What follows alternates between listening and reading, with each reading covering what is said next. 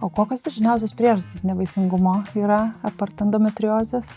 Smagu pasidžiaugti, kad Lietuvoje pagalbinis apvaisinimas 2 kartus yra kompensuojamas. Kiaušialąsčių šaldymas, pavyzdžiui, ar ne? Aš noriu pasidalinti savo patirtimi, kai sužinojau, kad man yra ta endometriozė. Ar Lietuvoje tai yra populiaru? Ar moteris tą daro? Kaip tas vyksta? Kiek tas kainuoja? Lietuvoje kol kas nėra madinga tirtis dėl menopauzės, nėra madinga kalbėti, kaip pasiruošti menopauzai, o kai menopauzė ateina, tai tada moteris nežino, ką daryti, lankosi ne pas teisingus specialistus. Mokslinė kažkokia klaida lėmė vos ne 2 dekadas moterų kančios, kai buvo galima daug problemų išspręsti su ta pakaitinė hormonų terapija, ar ne? Kada suvoki ir kada supranti, kokią naudą jie teikia, tai net nedrįsti kalbėti, kad papildų nerekomenduoju naudoti, ar jie neveiksmingi. Endometriozę galima puikiai suvaldyti su gyvenimo būdu. Ir tas yra labai svarbu ir tą aš mokau ir aiškinu. Ir neišsigąskite endometriozės diagnozės, neišsigąskite nevaisingumo diagnozės. Aš sakau, kad labai gerai, kai yra diagnozė. Labas! Aš esu Rūta, o čia mano tinklalaidė Zenju 8020, kurioje mes kalbame apie ilgamžiškumą, biohackingą ir sveikatingumą. Temas, kuriomis aš gyvenu kiekvieną dieną. Pagrindinis šios tinklalaidės rėmėjas – Zenju. Zenju – tai ne tik maisto papildai. Tai yra mano misija – sukurti koncentruotus, švarios sudėties, itin efektyviai pasisavinamus maisto papildus, kurie veiksmingai sprendžia mūsų kasdienės problemas.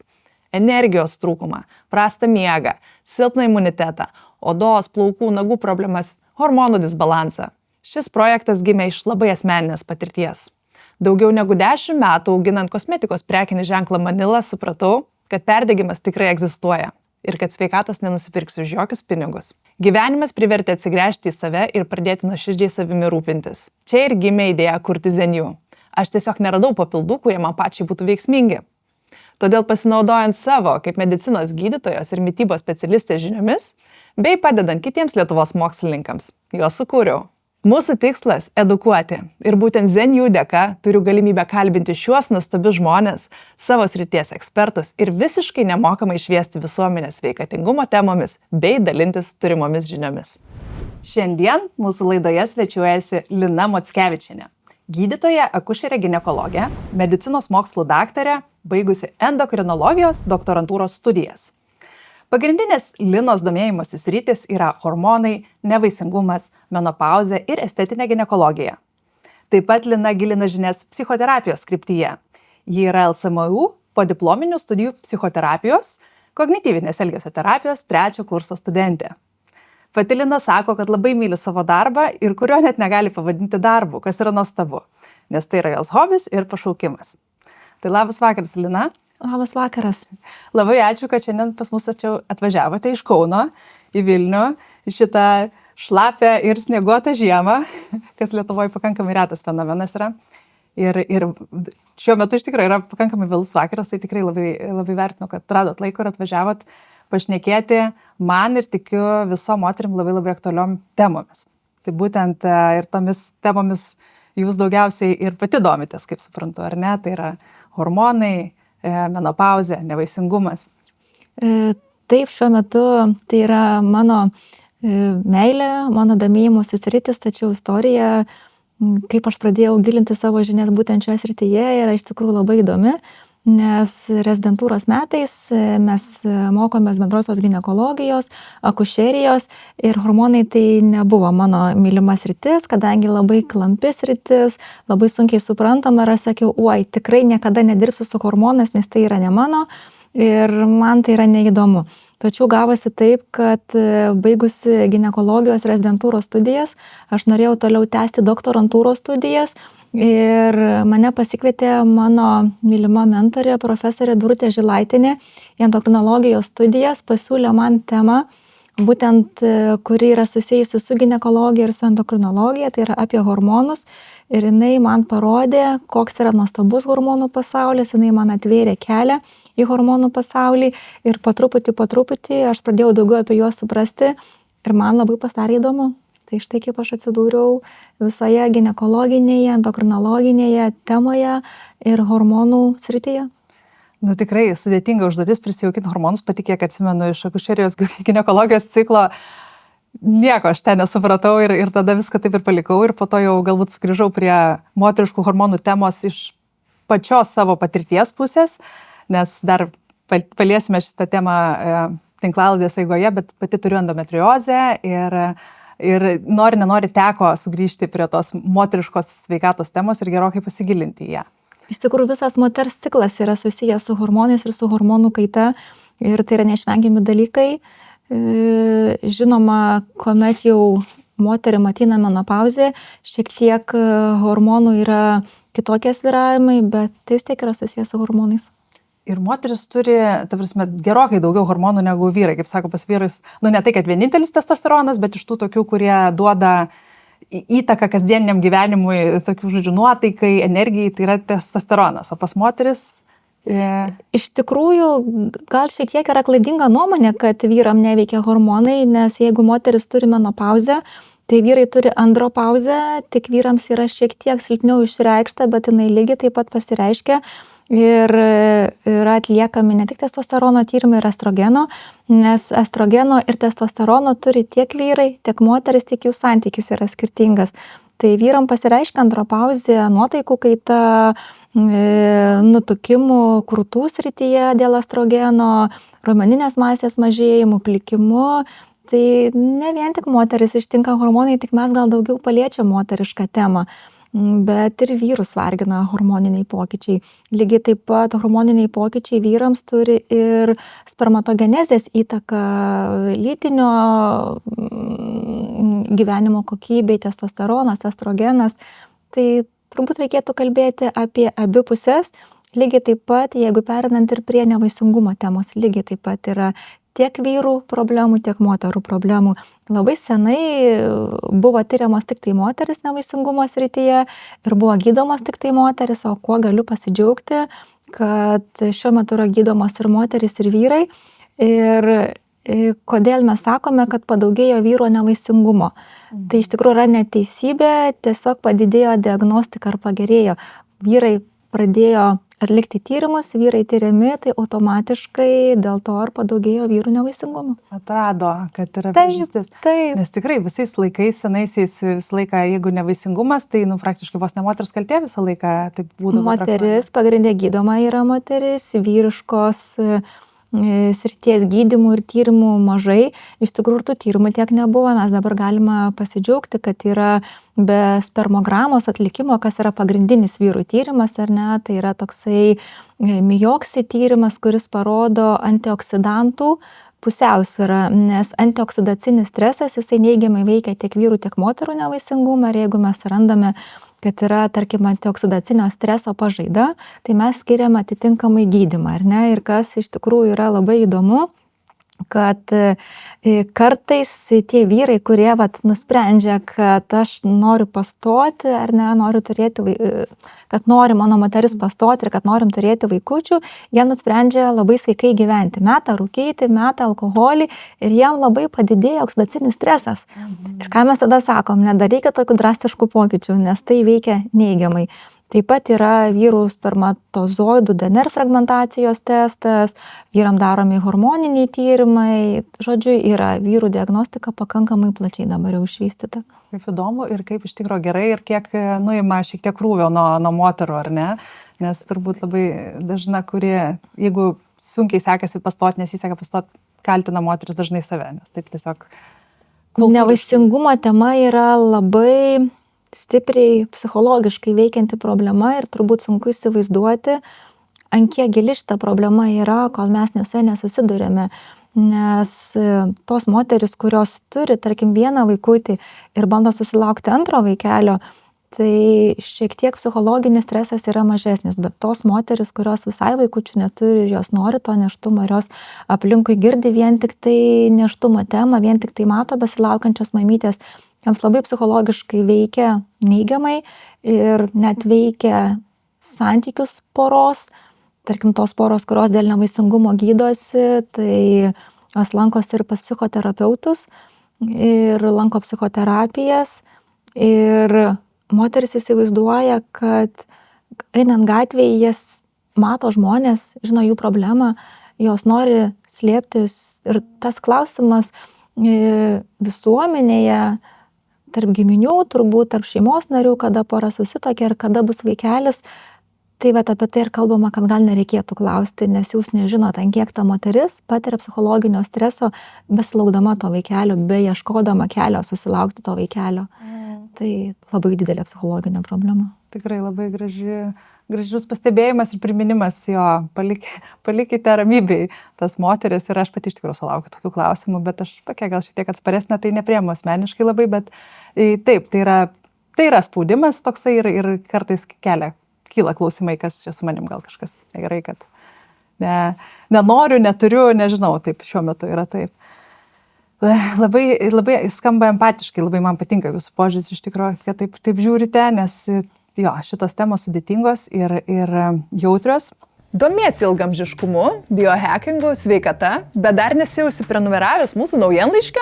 Kviečiu prisijungti prie sparčiai augančios Zenju bendruomenės ir užsiprenumeruoti naujienas, kurias rasi www.zenju.lt/naujienlaiškiai. Gal truputį grįžkime į tą, kaip sakant, Ievos ir Adomo pusę, apie tos hormonus. Tai kaip iš jūsų praktikos, kaip pas jūs, sakykime, lankosi daug įvairių pacienčių, ar ne? Kiek iš jūsų matymų gerai pažįsta save iš tos hormonės pusės? Žino savo ciklą, žino, kiek dienų jisai trunka, žino, kad ten pirmoji ciklo daly bus daugiau energijos, antroji galbūt reikėtų paskirti daugiau laiko poilsiui. Ar yra tas domėjimasis savimi ir savo hormonais? Domėjimasis savimi yra ir kuo toliau, tuo daugiau moteris linkusios apie save domėtis. Tik tai turbūt su visom šiuolaikiniam technologijom kartais moteris gilinasi ir tą atsakymą gauna ne visai teisingai.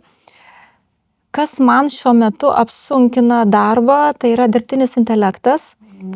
Moteris labai daug klausia patarimo iš dirbtinio intelekto ir jame informacija yra ne visai teisingai surinkta ir kartais moteris ne visai pataiko. Jeigu anksčiau būdavo moteris klausia kaimynės patarimo, tai dabar klausia dirbtinio intelekto. Tai turbūt sunkiausiai, su kuo aš susiduriu.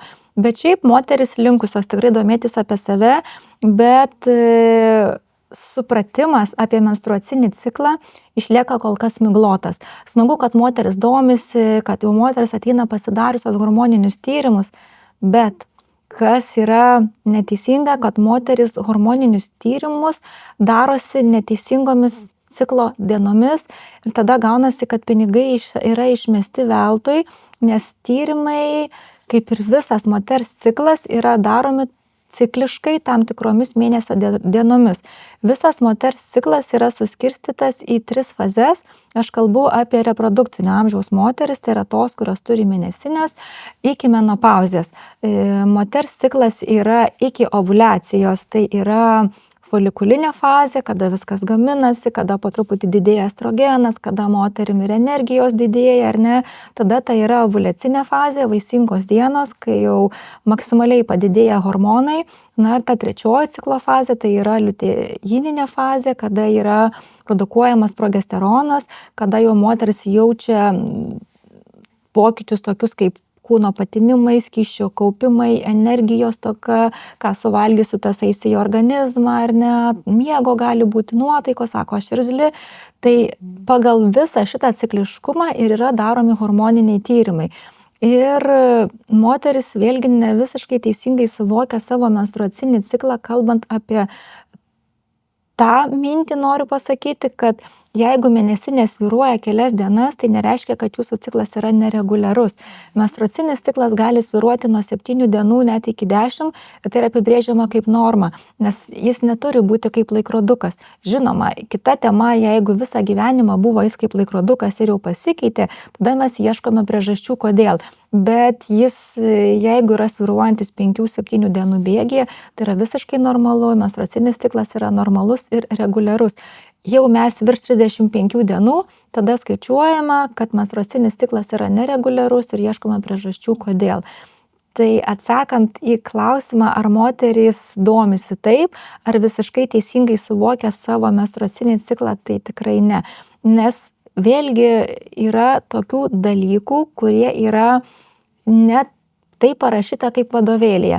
Pavyzdžiui, vadovėlyje rašo, kad moters vaisingos dienos yra ciklo viduryje, ar ne, tarkim, jeigu moters menstruacinis ciklas trunka 30 dienų, tai vaisingiausios dienos yra, tarkim, 14-15 menstruacinio ciklo diena. Kas ta menstruacinio ciklo diena, tai labai paprastai skaičiuojama nuo pirmos mėnesinių kraujavimo dienos, tai yra pirma ciklo diena. Aš kaip ginekologai visada sakau, kad man neįdomu mėnesio dienos, man yra įdomu ciklo dienos. Ir visuomet prašau, ką moteris gali padaryti, geriausiai, ką jinai gali pasiruošdama ginekologo konsultacijai, tai susirašyti savo menstruacijų dienas. Dabar yra labai daug telefone įvairių programų. Yra Flo? Galima tiesiog tinka ir kalendoriuje ranka rašyti, nepasižymėti kryžiukais ar ne, kada buvo mėnesinės, kada buvo tepimas, kada buvo kraujavimas gausesnis. Tai man yra, kaip aš sakau, jūsų ginekologinis pasas, ką man parodo, tarkim, menstruacinio ciklo, būtent šitie svyravimai. Tai gali būti liuteininės fazės nuokrypiai ir vaisingos dienos gali būti daug vėliau, pavyzdžiui, 20 ciklo dieną arba daug anksčiau. Tai ne visuomet reikia vadovauti standartais. O tai norint pastoti, turbūt tada labai apsunkina, ar čia ovuliacijos testai jau padės kaip tokio tada spręsti dalyką? Norint, jeigu kalbant apie vaisingumą, tai yra atliekami hormoniniai tyrimai, apie ką aš ir kalbu. Ovuliaciją geriausiai atspindi progesteronas. Tai mes darome progesterono tyrimą likus 7 dienom maždaug iki mėnesinių. Tai yra 3 ciklo pusėje. Jeigu dar paprašiau kalbant, tai tarkim geriausia atlikti progesterono tyrimą, tai yra tarp 20, 25, 27 ciklo dienos. Kai maždaug lieka savaitė iki mėnesinių, mes padarom progesterono tyrimą ir jisai parodo, kada ar ne tai yra ovuliacija ir kada tikslingiausiai turėti, tarkim, lytinius santykius. Bet aišku, parodo, atsiprašau, kad pertraukiu. Kaip jisai parodo, tai jau buvusi ovuliacija? Buvusi. Ar įvyko ovuliacija? Jeigu jau gilinantis toliau, ar ne, jeigu kalbant jau toliau apie tą visą hormonų pasaulį, tai tam, kad įvertinti ovuliaciją, mes darome estrogeno tyrimą ir tikslingiausiai parodo, kada bus ovuliacija, tai LH tyrimas. Yra FSH tyrimas, folikulų stimuliuojantis hormonas. Tai šitas hormonas parodo folikulų skaičių kiaušidėse, folikulų stimuliaciją, galimybę turėti vaikučių. O liuteinizuojantis hormonas LH, tai jo pikas būna per ovuliaciją, kada labiausiai jisai užkyla, tada mes ir prognozuojame, kada bus ovuliacija. Ar galima pasikliauti ovuliaciniais testais? Ne visada. Juos reikėtų derinti pradžioje, ką aš rekomenduoju, derinti su ultragarso patikra. Nes, tarkim, yra moterų, kurios gyvena užsienyje ir kurias sunku echoskopiškai vertinti. Tai ką aš rekomenduoju, ciklo viduryje per ovuliaciją pasitikrinti ultragarsu ir paraleliai daryti vaisingumo testus, ovuliacinius testus. Jeigu jie sutampa, mes galime tikėtis, daryti prielaidą, kad bus ovuliacija. Negalima 100% pasikliauti ovuliaciniais testais, bet jie kaip pagalbinė priemonė tikrai yra puikiai rekomenduojama. Tik tai ovuliacinius testus, toks praktinis patarimas, ką aš rekomenduoju ir ką man labai patinka, kai moteris daro namų darbus, aš visuomet duodu namų darbų, nes kaip kitaip padėti, ar ne? Reikia norėti, reikia kažką daryti. Tai ovuliacinius testus aš rekomenduoju daugmaž darytis apie savaitę laiko kiekvieną dieną, pradėti maždaug nuo 10 ciklo dienos ir taip kiekvieną dieną iš rytinio šlapimo moteris padaro ovuliacinį testą ir klijuoja į sąsiuvinį. Tarkim, yra sąsiuvinys, pavyzdžiui, yra dabar sausio mėnuo, aš rašau sausio mėnuo, sausio 5 diena, tarkim, mano yra 10 ciklo diena. Tai taip viską įrašau ir klijuoju juostelę. Rytoj sausio 6 diena, ovuliacijos ciklo yra 11 diena, vėl klijuoju juostelę. Ir puikiai man parodo, tada vasarį mėnesį darau lygiai tą patį. Ir aš jau matau, kokią tendenciją man rodo ovuliaciniai testai. Ar jie turi kažkokią tendenciją, ar jie turi vienodumą, ar jie neturi vienodumo. Tai toksai moteriai tokia pagalbinė priemonė, toks vaisingumo gidas, ką namuose puikiai moteris gali daryti ir vadovautis. Tikrai įdomus praktinis patarimas, reikės atsižvelgti esant reikalai. Gerai, tai grįžtant dar prie tų tyrimų, tai vis tik kokius tyrimus, bet moteris nori labiau pradėti domėti savo moterišką sveikatą ir dar prieš einant pas ginekologą, logiška turbūt pasidaryti tos tyrimus, kad nereikėtų 2 kartus eiti, galbūt sutaupyti vizitą. Tai nori pirmiau kraujo tyrimus pasidaryti. Tai kada reikia darytis ir kokios? Truputį papasakokit. Kalbant apie hormoninius tyrimus, tai jie darosi nuo 1 iki 5 menstruacinio ciklo dienos. Menstruacinis ciklas skaičiuojasi nuo 1 kraujavimo dienos. Ne bet kada, ne kada sugalvoju, nuo 1 iki 5 mėnesinių dienos. Tyrimai darosi geriausiai iki 10-11 valandos ryto, nevalgius ir be sporto ir fizinio aktyvumo, tame tarpe ir lytinių santykių, nes norint atlikti kortizolio tyrimą, prolaktino tyrimą, reikalinga ramybė. Tai kokie pagrindiniai tyrimai ginekologiniai, tai yra estradiolis, E2, kitaip tariant, LH liutenizuojantis hormonas, FSH folikulų stimuliuojantis hormonas, testosterono tyrimas. Taip pat papildomai yra rekomenduotina atlikti ir skydliaukės tyrimus, nes skydliaukė lygiai taip pat dalyvauja vaisingumo funkcijoje ir jeigu mes turime, tarkim, autoimuninį tiroiditą, jeigu mes turime skydliaukės hiperfunkciją, tai reikia ją reguliuoti, norint pastoti. Ir tol, kol mes nesureguliuosime skydliaukės funkcijos, mes net nepradėsime gydymo dėl vaisingumo. Tai skydliaukės pagrindiniai tyrimai be echoskopinio tyrimo, ultragarsinio tyrimo, skydliaukė ar ne yra čia, yra atliekamas TTH tyrimas, ATPO, FT4, FT3. Tai yra pagrindiniai tyrimai, kurie yra rekomenduotini. Taip pat yra rekomenduotina moterim, kurios turi viršsvorį, taip pat atlikti ir gliukozės tyrimą. Aš labai mėgstu atlikti HOMA indeksą apskaičiuoti. Insuliną reikia irgi daryti, ar ne? Atsparumą insulinui, rezistentiškumą. Galima daryti gliukozilintą hemoglobiną, tos, kurios nenori ar ne atlikti gliukozės, bet šiaip aš labai mėgstu ir atsparumą insulinui, nes gali būti gliukozės tyrimas be pakitimų, atsparumas insulinui padidintas, tai automatiškai veikia atsparumas insulinui, veikia į ovuliaciją. Tai yra moterim formuojasi anovuliaciniai ciklai, tai reiškia, kad nevyksta ovuliacija. Ir moteris sako, mano mėnesinės yra reguliarios. Aš jaučiu ovuliaciją, aš jaučiu, kaip jos jaučia ovuliaciją. Tarkim, ovuliacija labai aiškiai atspindi ovuliacinės išskyros, kurios turi savo tokius pagrindinius simptomus, tai yra klampios, tokios jos tąsios, taip, kiaušinio baltymo ar ne, tokios pavyzdžio. Taip pat moteris temperatūrą gali matuoti, bazinę kūno temperatūrą, geriausia matuoti kiršnyje yra ir per ovuliaciją pakyla temperatūra. Jos sako, kad aš jaučiu visus ovuliacijos simptomus, bet gali būti nepilnavertė ovuliacija. Tai reiškia, kad ką reiškia nepilnavertė ovuliacija, kad ovuliacija vyksta dalinai, dėl to moteris nepastoja. Tai būtent atsparumas insulinui veikia į ovuliaciją ir tai yra būdinga prie policistinių kiaušidžių.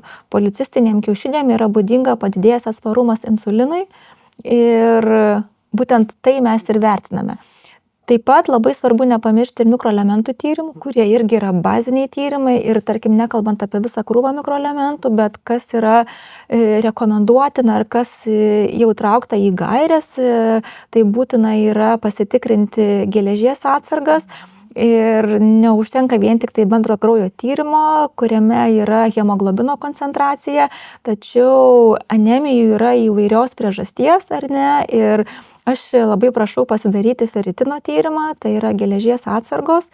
Ir didžioji Lietuvos moterų turi trūkumą geležies, tai geležies tyrimas labai svarbus ir vitamino D trūkumas yra labai svarbus, nes vėlgi mes gyvename pilkojoje zonoje, kai saulės yra mažai, tai vitamino D trūkumas taip pat yra labai reikšmingas nevaisingumo gydyme. Tai štai pagrindiniai elementai, vitaminas D ir geležis, jie yra rekomenduotini, taip pat B9, tai yra folio rūgštis, yra pageidautina. Na, o iš tokių pridėtinių tyrimų, tai man taip pat patinka magnio tyrimas, patinka B12 tyrimas ar ne. Taip, priežasčių. Taip. Tai va ta tokia, jau nesigilinti į detalesnius kitus tyrimus, tokia pagrindinė bazė, nuo ko reikėtų pradėti moterim, vyram spermogramą. Spermogramos tyrimos atlikimas yra pradžioje. Jeigu mes randame spermogramoje kažkokius pakitimus, tada mes jau darome papildomus tyrimus, apie ką aš ir kalbėjau, tai yra mioksi oksidacinio streso įvertinimas ir spermatozoidų DNR fragmentacijos tyrimas, kas tada vėlgi jau leidžia mums įvertinti, ką rodo spermograma vyrams. Tai spermogramoje mes vertiname 4 rūšių spermatozoidus, kurie yra vertinami, reitinguojami, suskirstyti pagal raides į klases A, B, C ir D. Mums yra svarbu A ir B klasės spermatozoidai, nes jie geba apvaisinti. A klasės spermatozoidai, jie lekia greitai, kaip strėlė, jie gimdos kakleliu ar ne, turi patekti į gimdą. O B klasės spermatozoidai, tie vadinamieji lėtieji, sako, vyro spermograma lėta. Ką tai reiškia lėta? Kad dominuoja B klasės spermatozoidai.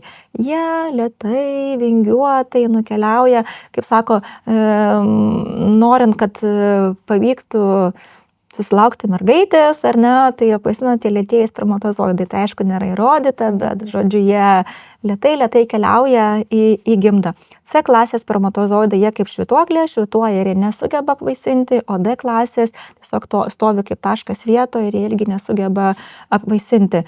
Nes po lytinio akto spermatozoidai patekę į makštį, jie susiranda gimdos kaklelį ir keliauja gimdos kakleliu, tai yra apie 3 cm vamzdelis, ilgas vamzdelis, pro kurį jie keliauja ir turi patekti į gimdą. Nes lytinio akto metu spermatozoidų milijonai, ar ne, patenka, ar tik tai 1 arba 2 apvaisina kiaušialąstę.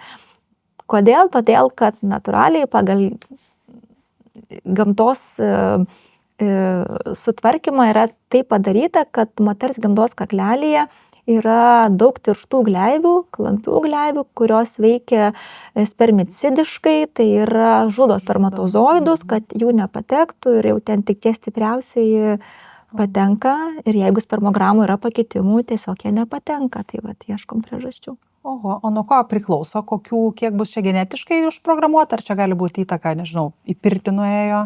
Įtaka gali būti. Iš tikrųjų labai įdomi tema yra. Bet vis tiek turėjo pasidalinti.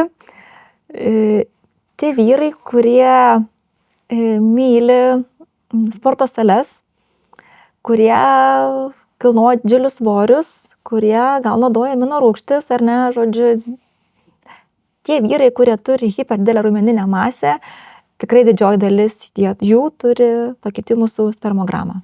Tai vienas dalykas yra tie vyrai, kurie naudoja be gydytojo paskyrimo testosteroną. Tai jisai veikia neigiamai spermatogenezę. Na, aišku, yra ir kitų dalykų.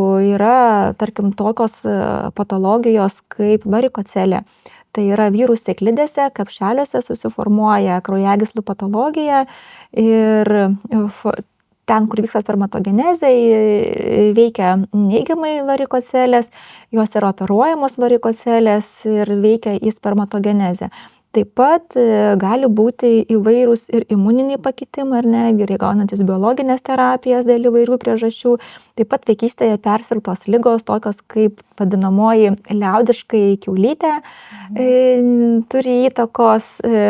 Taip pat traumos, tarkim, traumos į sėklidės, tarkim, vyrai ar futbolą žaisdami, ar ne, tai vat, yra gyvenimo eigoje atsiradusių dalykų, kaip įvairios lėtinės ligos, ar ne, cukrinis diabetas lygiai taip pat veikia. Tai yra ir genetinių, bet ir gyvenimo eigoje įgytų priežasčių. Svarbus turbūt dalykas, ko galbūt ir nežino nemažai vyrų, kad į pirtį nuėjus, ar ne, po to 48 valandas vos nebūna prastos kokybės. Taip, vyram nerekomenduotina pirtis, nes karštis neigiamai veikia spermatozoidų formavimąsi. Ir tarkim, kas irgi vėl yra įdomu, kad pati spermatogenezė, tai yra spermatozoidų formavimas, jis trunka 3 mėnesius, tai yra 72 dienas. Ir jeigu, tarkim, pavyzdžiui, vyrai sirgo kažkokia labai sunkia liga, naudojo antibiotikus, tai tikrai mes padarę spermogramą, tikrai rasime pakitimus. Jeigu mes, tarkim, gydome nuo infekcijų, kaip, tarkim, įvairūs lėtiniai uždegimai, prostatitai, mes jeigu skiriame gydymą, tai mes spermogramą kartuojame tik tai po 3 mėnesių, nes po mėnesio jinai bus pakitusi ir bus netinkama vertinimui. Tai mes kartuojame spermogramą po 3 mėnesių. Bet ne tik ir vyram, ir moterim karštis nėra labai geras dalykas, nes irgi veikia reprodukcinę funkciją. O, matot, kaip čia irgi svarbu, nes iš longevity pusės tai pirtis dabar labai trendina ir daug sveikatos naudų visokių ir širdies, kraujagyslių sistemos riziką mažina. Taip, bet vaisingumo srityje tai nėra rekomenduotina tos poros, kurios, tarkim, nori pastoti arba netgi jau nėščiom moterim, tai netgi labai nerekomenduotina yra pirtis ir karštis, nes skatina persileidimus. O netgi šitaip. Taip, ir tai jau žinoma įrodyta yra. Tai vienur gerai, kitur ne visada gerai. Kaip pasidomėti reikia. Labai įdomi informacija apie vyrus iš tikrųjų, nes kaip ir šnekėjom, kad apie moteris tarsi daug visko žinoma, vyrai visą laiką taip būdavo nekvestionuojami, o pasirodo yra tokie tyrimai ir parodo iš tikrųjų spermos kokybę ir būna ir negeros kokybės, kaip suprantu, gali A ir B iš vis galbūt nebūti dėl kažkokių priežasčių. Taip, vadinamoji azospermija, kai mes nerandame spermatozoidų ir tada daromi yra tyrimai, jeigu randama infekcija, vyrai gydomi, o jeigu nėra infekcijos, nėra kitų priežasčių ir mes tiesiog irgi vyram, kas būna naujiena, kad ejakuliate, tarkim vyrai ar ne, turi ejakuliatą, bet ejakuliate nėra spermatozoidų. Vadinamoji azospermija, tai yra daroma TESA arba mikrotesa procedūros, tiesiog su narkoze yra su tokiom mažom mikroadatytėm atliekama aspiracijos metodų audinio paėmimas ir tada jau čia dirba visa komanda, anesteziologas, embriologas žiūri tame audinyje, ar yra spermatozoidų ir ką gali šiuolaikinė medicina, kad mes randame tuos lėtuosius spermatozoidus, nes ir tuos C klasės spermatozoidus, kurie kaip švytuoklė nejuda ir mes jau galime atlikti pagalbinio apvaisinimo metodu. Apvaisinimas su kiaušialąste, tai dažniausiai daroma X intracitoplazminė spermatozoido injekcija į kiaušialąstę, kai įvedama specialiu aparatu į kiaušialąstę, įvyksta apvaisinimas ir mes turim nėštumų. Tai šiuolaikinė medicina tikrai yra įgali ir kuo noriu pasidžiaugti, kad šiuo metu vis daugiau nevaisingų porų ateina konsultacijai kartu.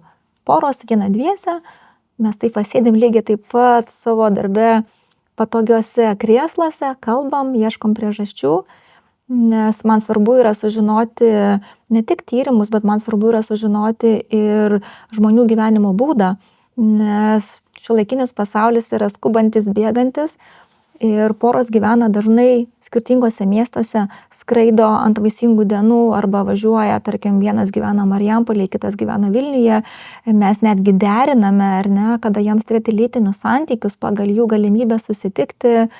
Taip pat poros kitos dirba labai intensyviais krūviais ir nevaisingumo tema yra ne vien tik tai tyrimai, tai yra ir gyvenimo būdas. Tikrai labai manau, kad didžiąją dalį ir psichologija, kaip kalbėjom, ir gyvenimo būdas tikrai.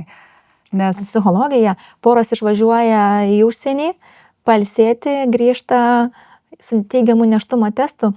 Arba, kas man dar labai patinka, kad ir tai yra ne vienas atvejis, poros negali susilaukti vaikučių 2-3 metus, ateina pas gydytoją, mes tik pasikalbam, aš paaiškinu, kokius tyrimus pasidaryti moteriai ir vyrui ir jie ateina pas mane po mėnesio, po pusantro mėnesio su teigiamu nėštumo testu. Tai ką veikia psichologiškai, aš suprantu, kad poros jau atėjo pagalbos, psichologiškai jiems ramiau, kad jie gaus kažkokį ištyrimą ir gydymą ir jie pastoja. Tai ir sakau, kad jeigu tik reikia manęs tiek, kad pasikalbėti ir paskirti gydymą ar tyrimus, tai puiku. Tikrai, tikrai gražus, geras darbas, lengvas visiems ir malonus. Gerai, o grįžtant dar vis tik prie moterų ciklo ir prie menstruacijų klausimo. Labai daug moterų kenčia nuo skausmingų mėnesinių, ar ne? Turbūt, nežinau, kas antra, galbūt netgi ir daugiau negu 50%. Iš tikrųjų nežinau, koks skaičius, tik žinau, kad tikrai labai daug mano aplinkoje. ir darbovietėse yra buvę, kur dirbau, kad net reikėdavo su greitąja išvežti kolegę, žodžiu, dėl kolapso, dėl skausmo. Tai ar vis tik tais medicina kažkiek juda į priekį, išsiaiškindama, kokios to skausmo tikrosios priežastys, nes, kaip sakau, mano laikais, kai aš buvau jauna, nebuvo išaiškintos tos priežastys, tiesiog tokia fiziologija, nežinau, ar tokia patologija, ar kaip čia vadinti. Daug kas dabar yra kalbama tomis temomis, kas nebuvo kalbėta anksčiau, ir yra atsigręžiama į žmogaus ir į moters, ir į psichologinę būseną, ar ne, ir į būtent gyvenimo poreikių patenkinimą. Tai jeigu anksčiau būdavo skausmingos mėnesinės, tai net niekas tai nekreipdavo dėmesio, o dabar tai visuomet kiekvieno ginekologinio vizito metu, jeigu yra pirminė konsultacija, pažintis su moterimi, yra visada atklausiama pirmas, kaip jūsų mėnesinės reguliarios ar ne, kada buvo paskutinės mėnesinės, kaip skaičiuojama, tai nuo pirmos kraujavimo dienos reikalinga pasakyti, kada jūs sukraujavot, ne kada baigėt, bet kada sukraujavot. Ir mėnesinių ciklas skaičiuojamas nuo pirmos sukraujavimo dienos iki pirmos sukraujavimo dienos, tas tarpas. Visada yra atklausiama, ar mėnesinės yra gausios ar negausios, kaip tas įvertinti, ar ne, tai tikrai galima įvertinti ir pokalbio metu, ne vien tik tai, aišku, objektyviausiai tai atspindi kraujo tyrimai, bet galima ir pokalbio metu įvertinti, ką reiškia gausios mėnesinės. Tai su krešuliais, sako, moteris būna krešuliai, man neužtenka vien tik tai įkloto, aš turiu naudoti ir tamponą, ir higieninį įklotą, ir man tik tai tada kraujavimas yra suvaldomas. Ir taip pat klausima, ar skausmingos mėnesinės, ką reiškia ar skausmingos mėnesinės, tai vėlgi, ar reikia nuskausminamųjų tablečių ar ne, jeigu reikia, tai kiek reikia sugerti, ar ten ibuprofeno ar kito, ar ne, nesteroidinio priešuždegiminio preparato. Ir tas jau mums labai teikia daug informacijos, o ką tai byloja, kad yra skausminis sindromas, kad yra gausios mėnesinės, tada mes galime galvoti, kad gali būti maža kraujystė dėl nusikraujavimo, gali būti kitos priežasties ar ne, anemija, tada mes galvojame, kodėl mėnesinės yra skausmingos, ar jos visada buvo skausmingos, ar tik dabar atsirado paskutiniu metu. Jeigu atsirado mėnesinės paskutiniu metu skausmingos, kas nebuvo anksčiau, tai mes jau galvojame apie kažkokius tai patologinius darinius gimdoj, kaip kad pavyzdžiui polipas. Darinukas polipas, jisai nepiktybinis, labai mažai supiktybėjimo yra, bet jisai sukelia ciklo pasikeitimus, sukelia skausmingumą, sukelia gausumą. Tada mes galvojame apie gimdos miomas, tai yra dariniai gimdos sienelėje. Jeigu polipas, čia yra gimda, tarkim, ne, polipas yra gimdos viduj, gimdos gleivinėje, tai miomos yra gimdoj, ant gimdos ir gali įaugti į gimdos gleivinę. Galvojame apie miomas, galvojame apie cistinius darinius. Jeigu tos mėnesinės buvo skausmingos nuo pat mėnesinių pradžios ar pat nuo jaunystės, tarkim, atžymi moteris, kad man visada mėnesinės, taip tai buvo skausmingos, man aš atsimenu, kad reikėdavo kviesti greitąją, kad į pamokas neišeidavau, tai mes tada jau galvojame apie tokią ligą endometriozę, kuri gali būti nuo 1 iki 4 stadijos reitinguojama. Mažiausia yra pirminė stadija, sudėtingiausia yra 4 stadija, kai jau yra visi simptomai ir tai iš tikrųjų yra labai klastinga tyli liga ir apie ją reikia kalbėti ir moteris nežino, kad skausmingos mėnesinės tai nėra normalu ir kad reikia ieškoti priežasčių, kodėl tai.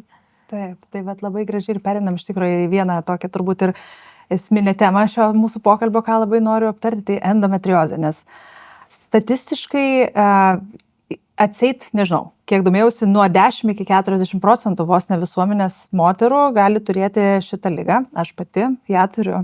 Diagnozavo visiškai atsitiktinai, kai man buvo 27 metai, nieko nežinojau, man tiesiog plyšo cista endometrioidinę naktį ir mane išvežė su skausmais, su tragiškais skausmais, jo, ir aš labai smarkiai nukraujavau į pilvo ertmę ir man reikėjo perpilinėti kraują nemažai, nes ilgai nesurado, iš tikrųjų parą nesurado priežasties, galvojo, kad apendicitas, po to galvojo, kad bakterinė infekcija žarnyno, nes ir kiti šitie simptomai atsirado, reiškia, iš skausmų man ir pykino, ir vidurius paleido, tai žodžiu, ilgai mane bandė diagnozuoti, tai po paros suprato, kad čia ginekologinė patologija ir tada išoperavo. Ir kadangi auksinis standartas ar ne diagnozės yra biopsija. Laparoskopija, biopsija, taip, Rūta. Taip, ir atrado tos židinius ir nustatė, labai gerai atsimenu, nors čia buvo prieš 10 metų, žodžiu, atneša man jau tą diagnozės lapą, 3B stadija. Tai labai, norėčiau pasigilinti šitą temą, nes tai nėra diagnozė, ta prasme, endometriozė nelygų nevaisingumas. Ar kaip yra? Endometriozė nelygų nevaisingumas, bet endometriozė ženkliai padidina nevaisingumo riziką. Tai nereiškia, kad jeigu moteriai diagnozuota endometriozė, jinai negalės susilaukti vaikučių, bet kad bus sunkiau susilaukti vaikučių, tai tikrai taip, nes endometriozė tiesiogiai veikia į kiaušialąsčių kokybę. Kiaušialąstė yra pagrindinė ląstelė, kuri sugeba apvaisinti, jeigu vyram yra spermatozoidas, tai moterim yra kiaušialąstė. Ir endometriozė nelygia endometriozė. Jeigu endometriozės yra pirma stadija, tai tikriausiai reikėtų mažiausiai sukti galvą apie nevaisingumą, tik tai nereikėtų atidėti 15-20 metų pastojimo klausimą. Aišku, jeigu jūs neturite partnerio, jūs neisite ir su vėliava iškelta, kad aš ieškau partnerio, nes man endometriozė. Bet jeigu jūs jau apie tai galvojate šeimoje, tai netidėliokite 10-15 metų, nes endometriozė gali progresuoti. Endometriozę galima puikiai suvaldyti su gyvenimo būdu. Ir tas yra labai svarbu ir tą aš mokau ir aiškinu. Ir neišsigąskite endometriozės diagnozės, neišsigąskite nevaisingumo diagnozės. Aš sakau, kad labai gerai, kai yra diagnozė, turbūt yra sunkiau, kai yra idiopatinės kilmės, tai yra neaiškios kilmės nevaisingumas, kai yra viskas tvarkoje ir mes priežasčių, kodėl nerandame. Aišku, mes neatliekame visų tyrimų, ar ne, kurie kainuoja labai brangiai ir, tarkim, viso genomo mes neištiriam, mes darom pagrindinius bazinius tyrimus, kurie mums turi prasmę. Tai turbūt yra geriau, kai mes žinome diagnozę tos pačios endometriozės ir kai mes žinome, kaip ją suvaldyti. O jeigu jau yra endometriozės sunkios stadijos, kaip kad jūsų Rūta jau 3 stadija, 3B yra sunki stadija, ar ne? Ir 4 stadija irgi yra sunki, tai tam yra išeičių. Jeigu jūs neplanuojate nėštumo, tai yra išeitis kiaušialąsčių šaldymas, vadinamasis social freezingas. Bet ir social freezingas yra pasaulyje, ypatingai Skandinavijos šalyse, labai plačiai paplitęs ir tai yra praktiškai norma atlikti šią procedūrą tam, kad turėti savo ląstelių biobanką ir gyventi ramiai, nes užšaldžius kiaušialąstes jos nesensta ir tarkim, jeigu mes patalpiname embrioną su būtent tarkim, man 30 metų, aš susišaldau kiaušialąstes ir kai man yra 40 metų, aš turiu embriono patalpinimą būtent su to amžiaus kiaušialąstėm. Arba yra atliekama pagalbinio apvaisinimo procedūra, kuri puikiai šią problemą išsprendžia. Tai irgi nereikia bijoti. Pagalbinis apvaisinimas tai labai skamba turbūt drastiškai ir labai sunkiai. Tai apvaisinimas mėgintuvėlyje, bet kada poros susiduria ir kada perkeliauja visą šią kelionę, jos supranta, kad tai yra toli gražu nuo apvaisinimo mėgintuvėlyje. Apvaisinimas mėgintuvėlyje paėmiau dirbtinius žmogeliukus ir įkėliau moterį į gimdą. Tai tikrai nėra, yra naudojamos vyro ląstelės, naudojamos moters ląstelės. Tiesiog mes 5 dienas laboratorijoje leidžiam joms sustiprėti ir perkeliam į gimdą. Tai grįžtant atgal prie endometriozės, tai diagnozė nelygų, kad man endometriozė, aš neturėsiu vaikučių. Tas yra labai svarbu suvokti ir labai turbūt teisingai šitą klausimą keliat, nes endometriozė negaliu pastoti, tai yra baisu, bet taip nėra. Taip, ir būtent jo, dėl to ir keliu šitą klausimą, nes kai aš tada pamačiau tą epikrizę su to išvada, aš ta prasme, visiškai man gyvenimas iš po kojos slydo, man 27 metai ir pasako, kad čia man viskas. Vaikučių neturėsiu. Taip. Ir aš pradėjau labai aktyviai domėtis visais gyvenimo būdo sprendimais ir padariau viską, ką įmanoma ir tas pačias kiaušialąstes susišaldžiau. Šitą temą mes dar prieisime prie jos, bet dar turbūt norėčiau, kad papasakotumėt, kaip ta endometriozė vis tik tai pasireiškia, kaip ją galima diagnozuoti, jeigu ne operaciniu būdu, kas turbūt yra labai sunku, nes ultragarsų dažnai ir nesimato, ar ne.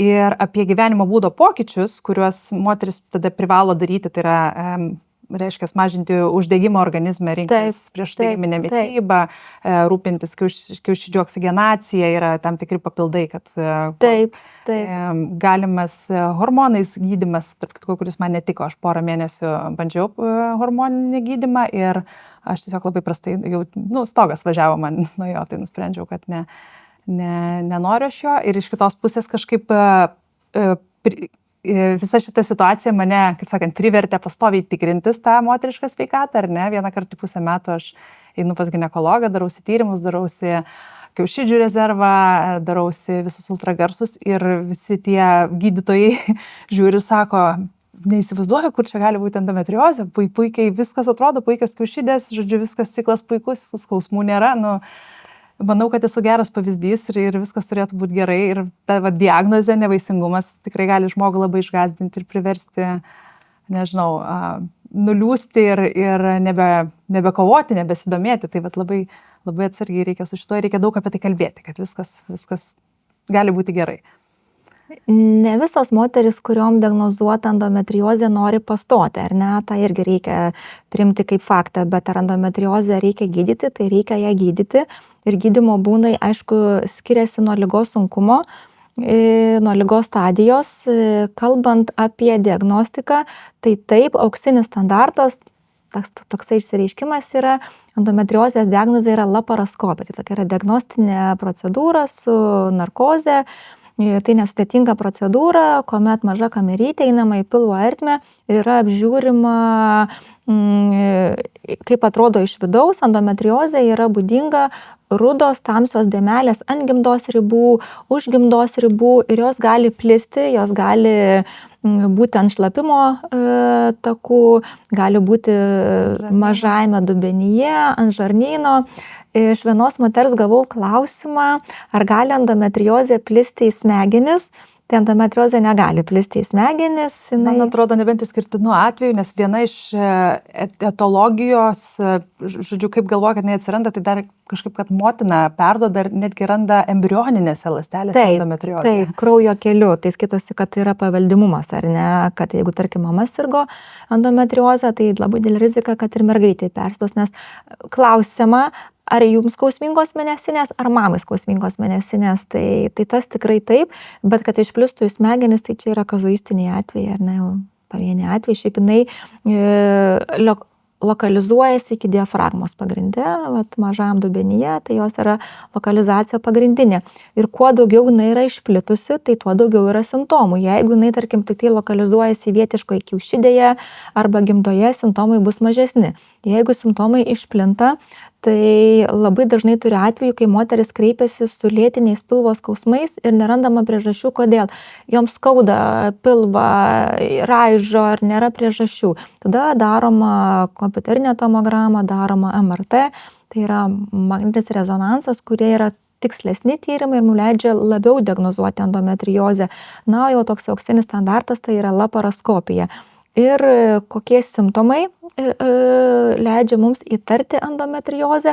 Tai visų pirma, tai yra skausmingos mėnesinės, gimdos endometriozė, tai vadinamoji yra adenomiozė, tokia forma, kai yra sustorėjusi gimdos sienelė. Ir moteris sako, man ginekologas atliko ultragarsinį tyrimą ir pasakė, kad mano gimdos sienelė yra sustorėjusi. Tai mes ginekologai atlikę echoskopinį tyrimą ir rašome, kad gimdos sienelė tai yra miometriumas adenomioziškai pakitęs, tai yra sustorėjęs ir leidžia mum įtarti tą endometriozę, tai yra gimdos endometriozę. Vietiškai. Geresnė ta forma. Taip, tada jinai gali būti jau kiaušidėse, kai mes echoskopiškai matome endometriodinės cistas, kas ir buvo jūsų atveju, tai toksai tiršto turinio darinys puikiai vizualizuojasi, tai mes jau echoskopiškai irgi galime jau įtarti, kad tai yra endometriozė. Gali būti ciklo pasikeitimai ir prie šitų formų moterim yra būdinga rudos spalvos šokolado tepimas. Aš nežinau, ar jums, Rūta, buvo tokie dalykai? Tai paradoksas, kad niekada gyvenime nėra buvę. Tai, sakau, kažkoks keistas esu atvejis. Tai tai labai dažnai yra būdinga, kad rudos spalvos šokolado tepimas prieš mėnesinės arba po mėnesinių, ką leidžia įtarti skausmingos mėnesinės, iki alpimų, iki greitųjų, iki negalėjimo normaliai funkcionuoti, bet nebūtinai. Yra ir mes gydytojai keliam diagnozes ir vadovaujamės TLK kodais. Tai yra netgi toksai kodas skausmingų mėnesinių sindromas N94, kai tiesiog tai yra skausmingos mėnesinės. Tai nebūtinai, bet vienas iš simptomų tai yra skausmingos mėnesinės, gausios mėnesinės, rudos spalvos, šokoladinės spalvos tepimas. Jeigu tai įtarėte, jeigu tai yra, tai tikrai kreipkitės pas ginekologą ir nebijokite kreiptis pas ginekologą profilaktiškai, geriau ateiti negu neateiti. Kas būdinga yra tolimesniem pažengusiam endometriozės stadijom, tai yra skausmingi lytiniai santykiai. Ir dažniausiai tai būna tam tikromis pozomis skausmingi lytiniai santykiai. Gilesnės penetracijos metu, tam tikrų pozų metu, ką aš ir linkusi paklausti, kad jums tikriausiai ne visada būna skausmingi lytiniai santykiai, bet tam tikrų momentų metu. Tai tą moteris ir patvirtina. Taip pat, jeigu jau yra endometriozės židiniai išplitę ir žarnyne, tai moterim būna virškinimo problemų, jom būna vidurių užkietėjimai, jos skundžiasi apsunkintų tuštinimuose, tai irgi yra būdinga. Taip pat yra būdinga lėtiniai pilvo skausmai. Gali būti, jeigu jau yra endometriozės židinių ant šlapimo pūslės, tai ir sutrikęs šlapinimasis.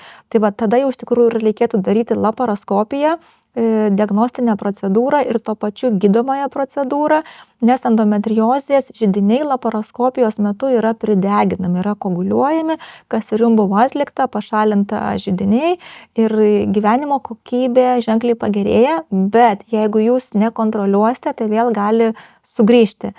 Tai jeigu taip užakcentuojant, kas yra būdinga endometriozei, tai yra skausmingos mėnesinės, tai yra gausios mėnesinės, tai yra rudos spalvos tepimas, tai yra virškinimo sutrikimai, tai gali būti šlapinimosi sutrikimai, skausmingi lytiniai santykiai ir kas dar yra būdinga, yra patvirtintas 7 dalykas, kas yra būdinga endometriozei, pagrindiniai simptomai, tai yra skausmingos mėnesinės, tai yra gausios mėnesinės su krešuliais, tada yra būdinga tepimas ruda spalva prieš mėnesinės arba po mėnesinių, skausmingi lytiniai santykiai, virškinimo sutrikimai, gali būti šlapinimosi sutrikimai ir endometriozė yra būdinga depresija.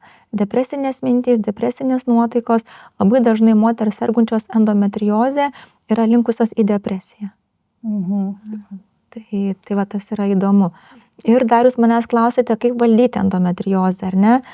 Tiesa, kalbant apie diagnostiką, tai laparoskopija, echoskopinis tyrimas ir dar yra kraujo markeriai, kurie parodo endometriozę, tai yra CA125, HA4 ir Roma kriterijus, kurie parodo riziką endometriozei, jie būna prie endometriozės ženkliai padidinti šitie rodikliai. CA125 čia ne kiaušidžių vėžio žymuo? Taip, ir vėžio žymuo, bet jisai prie vėžio jisai bus 1000, prie endometriozės jisai bus 100 pakilęs.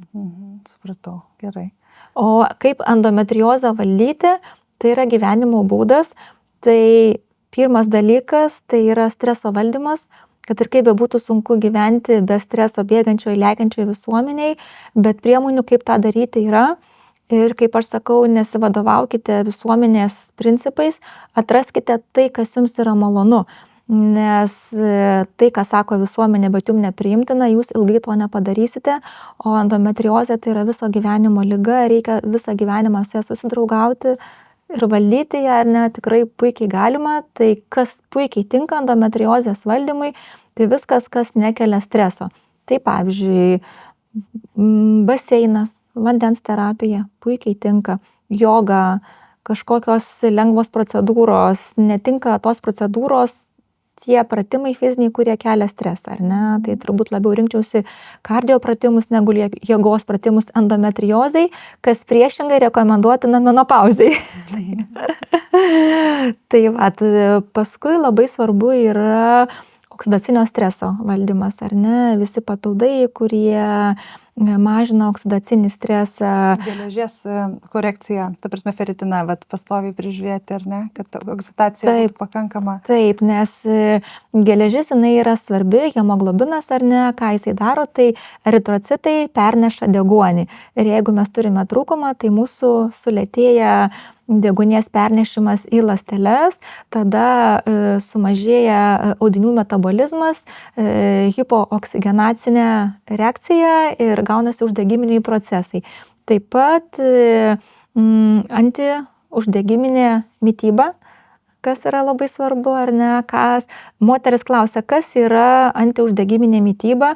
Tai jeigu taip labai paprastai, labai lengvai paaiškinti, tai tiesiog nereikėtų valgyti savaitės laiko pagamintų produktų, ar ne, kas yra labai svarbu, tarkim tai, ką pasagaminau, ką suvalgysiu šiandieną, žuvis šviežia, tai, kas yra šviežia, temperatūroje aukštoji, kad nesunaikinti, ar ne, tai daržovės, kad būtų visa spalvota paletė lėkštėje, tai visos, aš ne dietologė, bet visos svarbiausios, elementariausios mitybos gairės, tai kas šviežia, sveika. Cukraus vengti, sočiųjų riebalų, omega, naudoti papildus omega, ar ne, visus šitus rūgštis ir pasirinkti papildus kokybiškus. Tai vėlgi visiškai nereklama ir aš tikrai nedirbu su papildais, bet labai rekomenduoju renkantis papildus. Tai turbūt visai atskira tema, čia jūsų Rūta tema yra, bet kalbant apie omega 3, tai labai svarbu yra, kaip jos pagamintos ir kodėl vienas yra pigesnis, kitos yra brangesnės. Netgi iš tikrųjų tokia mano pastaba labai keista buvo prekybos centre, neįvardinsiu pavadinimo, mokant kasoje radau padėtus buteliukus su omega 3 ir pagalvojau, kad tikriausiai žmonės, kurie mažiau linkę gilintis ir perka juos ir negauna efekto ir tada sudaro neigiamą nuomonę apie papildus. Tai reikėtų turbūt pasitarti su gydytoju, kokį papildą pirkti, ar su dietologu, kad jisai patartų, kad nusipirkti kokybišką papildą, kuris turėtų efektą. Zenju misija, kaip aš sakau, yra pakeisti žmonių požiūrį į papildus, nes jūs labai teisi. Daugelis žmonių tiesiog netiki papildais, nes niekados nepajuto efekto. Kodėl nepajuto? Nes ten juokingos dozės įdėtos, neveiksmingos formos, ta prasme, Big Pharma ten ar tas senovinės korporacijos, kaip aš sakau, tikrai nesistengia dėl tų žmonių sveikatos gerinimo ir efekto tokio, kad būtų. Esmė, kad pirktų, naudotų. Ir taip, labai svarbu dėl to pačiam žmogui šiek tiek pasidomėti daugiau ir pasižiūrėti, kiek tų omegų reikia, kad jų reikia bent gramą per dieną gauti, o kas turi, turi uždegiminius kažkokius dalykus ir 2 ir 3 gramus tų omegų, EPA ir DH, tų rūgščių, o ten būna, sakykime, labai mažas dozės kai kur, tai geras jūsų pastebėjimas. Aš iš tikrųjų pati pasidariau tyrimą, kuris parodė trūkumą. Bazinį omega 3. Taip, kas buvo sunku man patikėti, atrodo, ir maitinuosi sveikai ir iš tikrųjų tikrai buvo patinė riba ir buvau nustebusi. Bet tai yra gera žinoti. Ir kalbant apie papildus, tai sakau, čia yra visiškai atskira tema, bet aš kuo toliau, tuo daugiau domiuosi apie juos, nes turbūt anksčiau ir informacijos buvo, ar ne, prieinamumas sudėtingesnis, bet kada suvoki ir kada supranti, kokią naudą jie teikia, tai net nedrįsti kalbėti, kad papildų nerekomenduoju naudoti, ar jie neveiksmingi.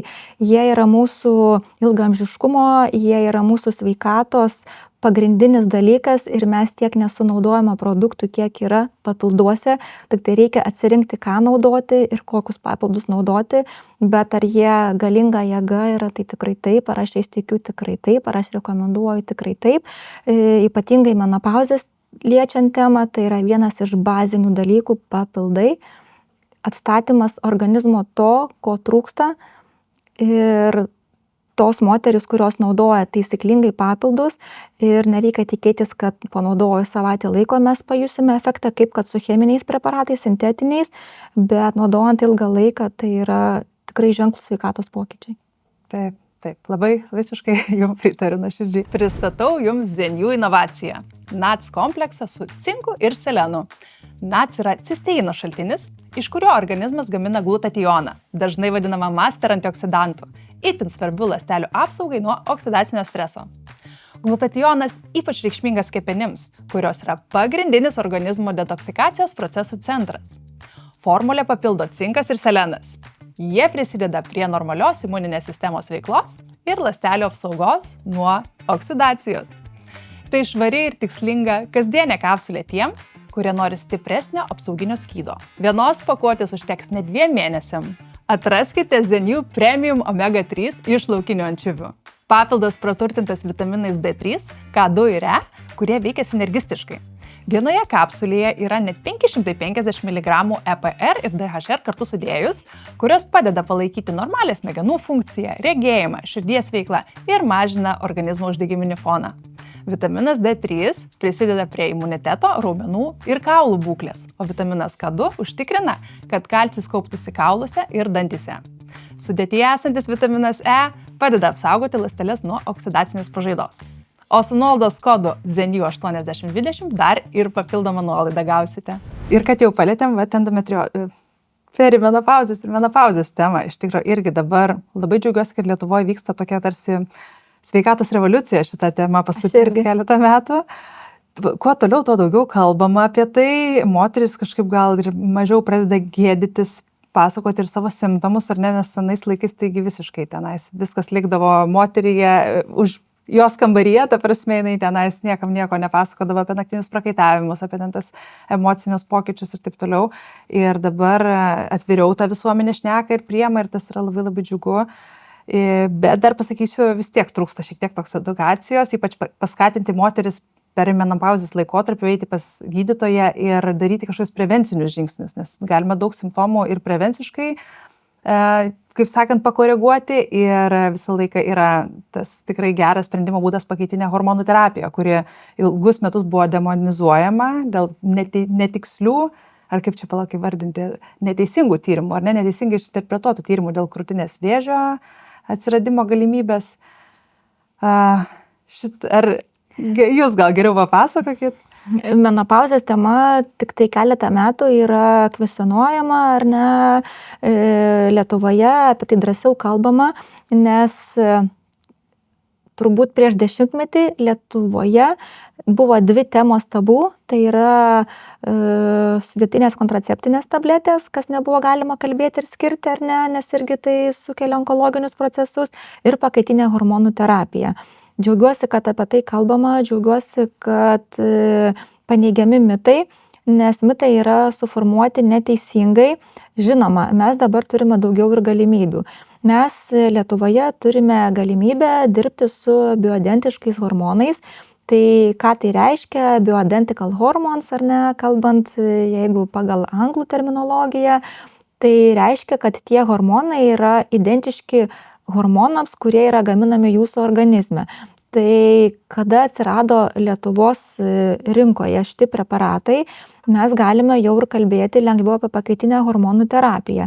Nes iki tol buvo Lietuvoje sintetinė hormonų terapija ir nebuvo dozės standartinės, bet ir apie tai kalbant vėlgi buvo per daug išpūstas burbulas, nes buvo 2000 metais atliktas tyrimas, kuris buvo neteisingai atliktas tas tyrimas, jisai parodė, kad buvo keli trombobolinių komplikacijų atvejai ir nuėjo ta didžiulė gaida, kad negalima naudoti pakaitinės hormonų terapijos.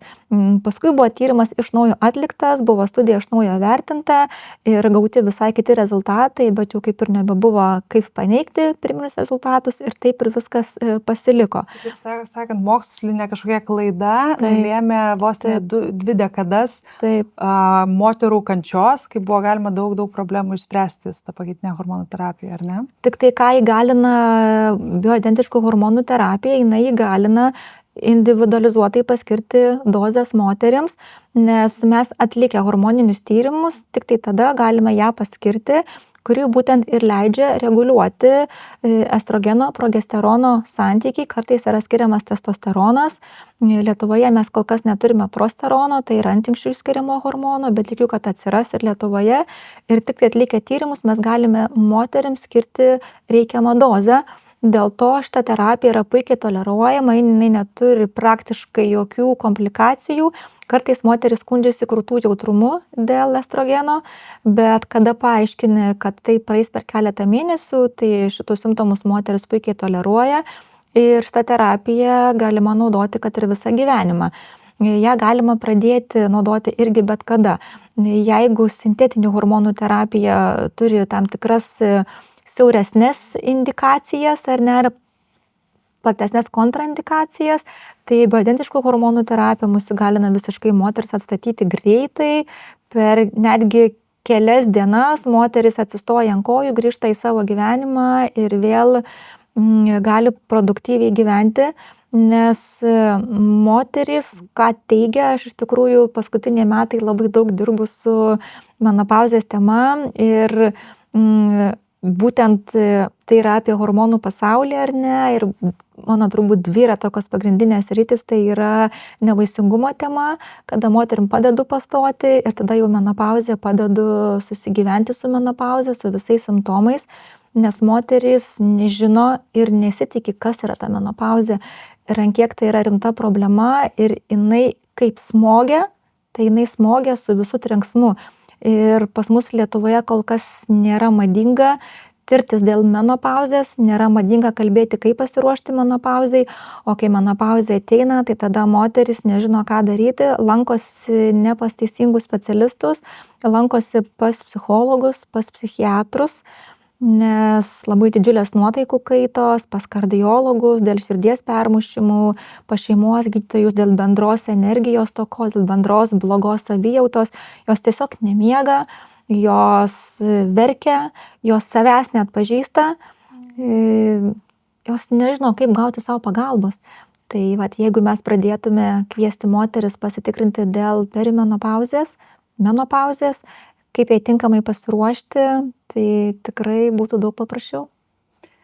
Tai gal ir papasakokite apie tokį įvadą, sakykime, yra moteris, 40-44 metai ir jau žino, kad kažkas vyksta su jos kūnu, bet, sakykime, ne iki galo nepasidomėjo, mėnesinės dar yra, tai kaip ir ne menopauzė, bet jau supranta, kad jau kažkas į tą pusę šiek tiek krypsta. Tai kokius žingsnius reikėtų darytis, ką tirtis, kaip toliau viskas atrodytų, ar jau pradėti vartoti tą hormoninę terapiją iš anksto, kaip visas šitas procesas vyksta? Menopauzė ateina moterim ne iš karto, tai yra ilgas procesas. Yra normali menopauzė ir yra ankstyvoji menopauzė, tai yra priešlaikinis kiaušidžių išsekimas. Normaliai moteriai menopauzė ateina, tarkim, vidurkis yra 50 gyvenimo metai. Nuo 48 iki 50 gyvenimo metų tai yra visiškas standartas. Menopauzė gali ateiti moteriam ir nuo 40 ir nuo 45 gyvenimo metų. Bet jau ankstyvoji menopauzė skaitosi nuo 40 gyvenimo metų. Priešlaikinis kiaušidžių išsekimas yra nuo 30-35 gyvenimo metų. Aš turiu pacienčių, kurio menopauzė yra 28 gyvenimo metų. Tai vadinamasis priešlaikinis kiaušidžių išsekimas, apie ką aš ir kalbėjau, kai kiaušidėse nebelieka folikulų, nebėra mėnesinių, moterim ateina menopauzė. Ir kuo mes anksčiau skirsime gydymą, tuo simptomai bus lengvesni. Tai jeigu kalbant apie normalią menopauzę, tai prieš menopauzę moterim yra būdinga perimenopauzė. Perimenopauzė gali trukti nuo 5 iki 10 metų, menopauzė gali trukti 5-7 metus. Kas yra menopauzė? Tai yra tas laikas, kai vieni metai nebėra mėnesinių.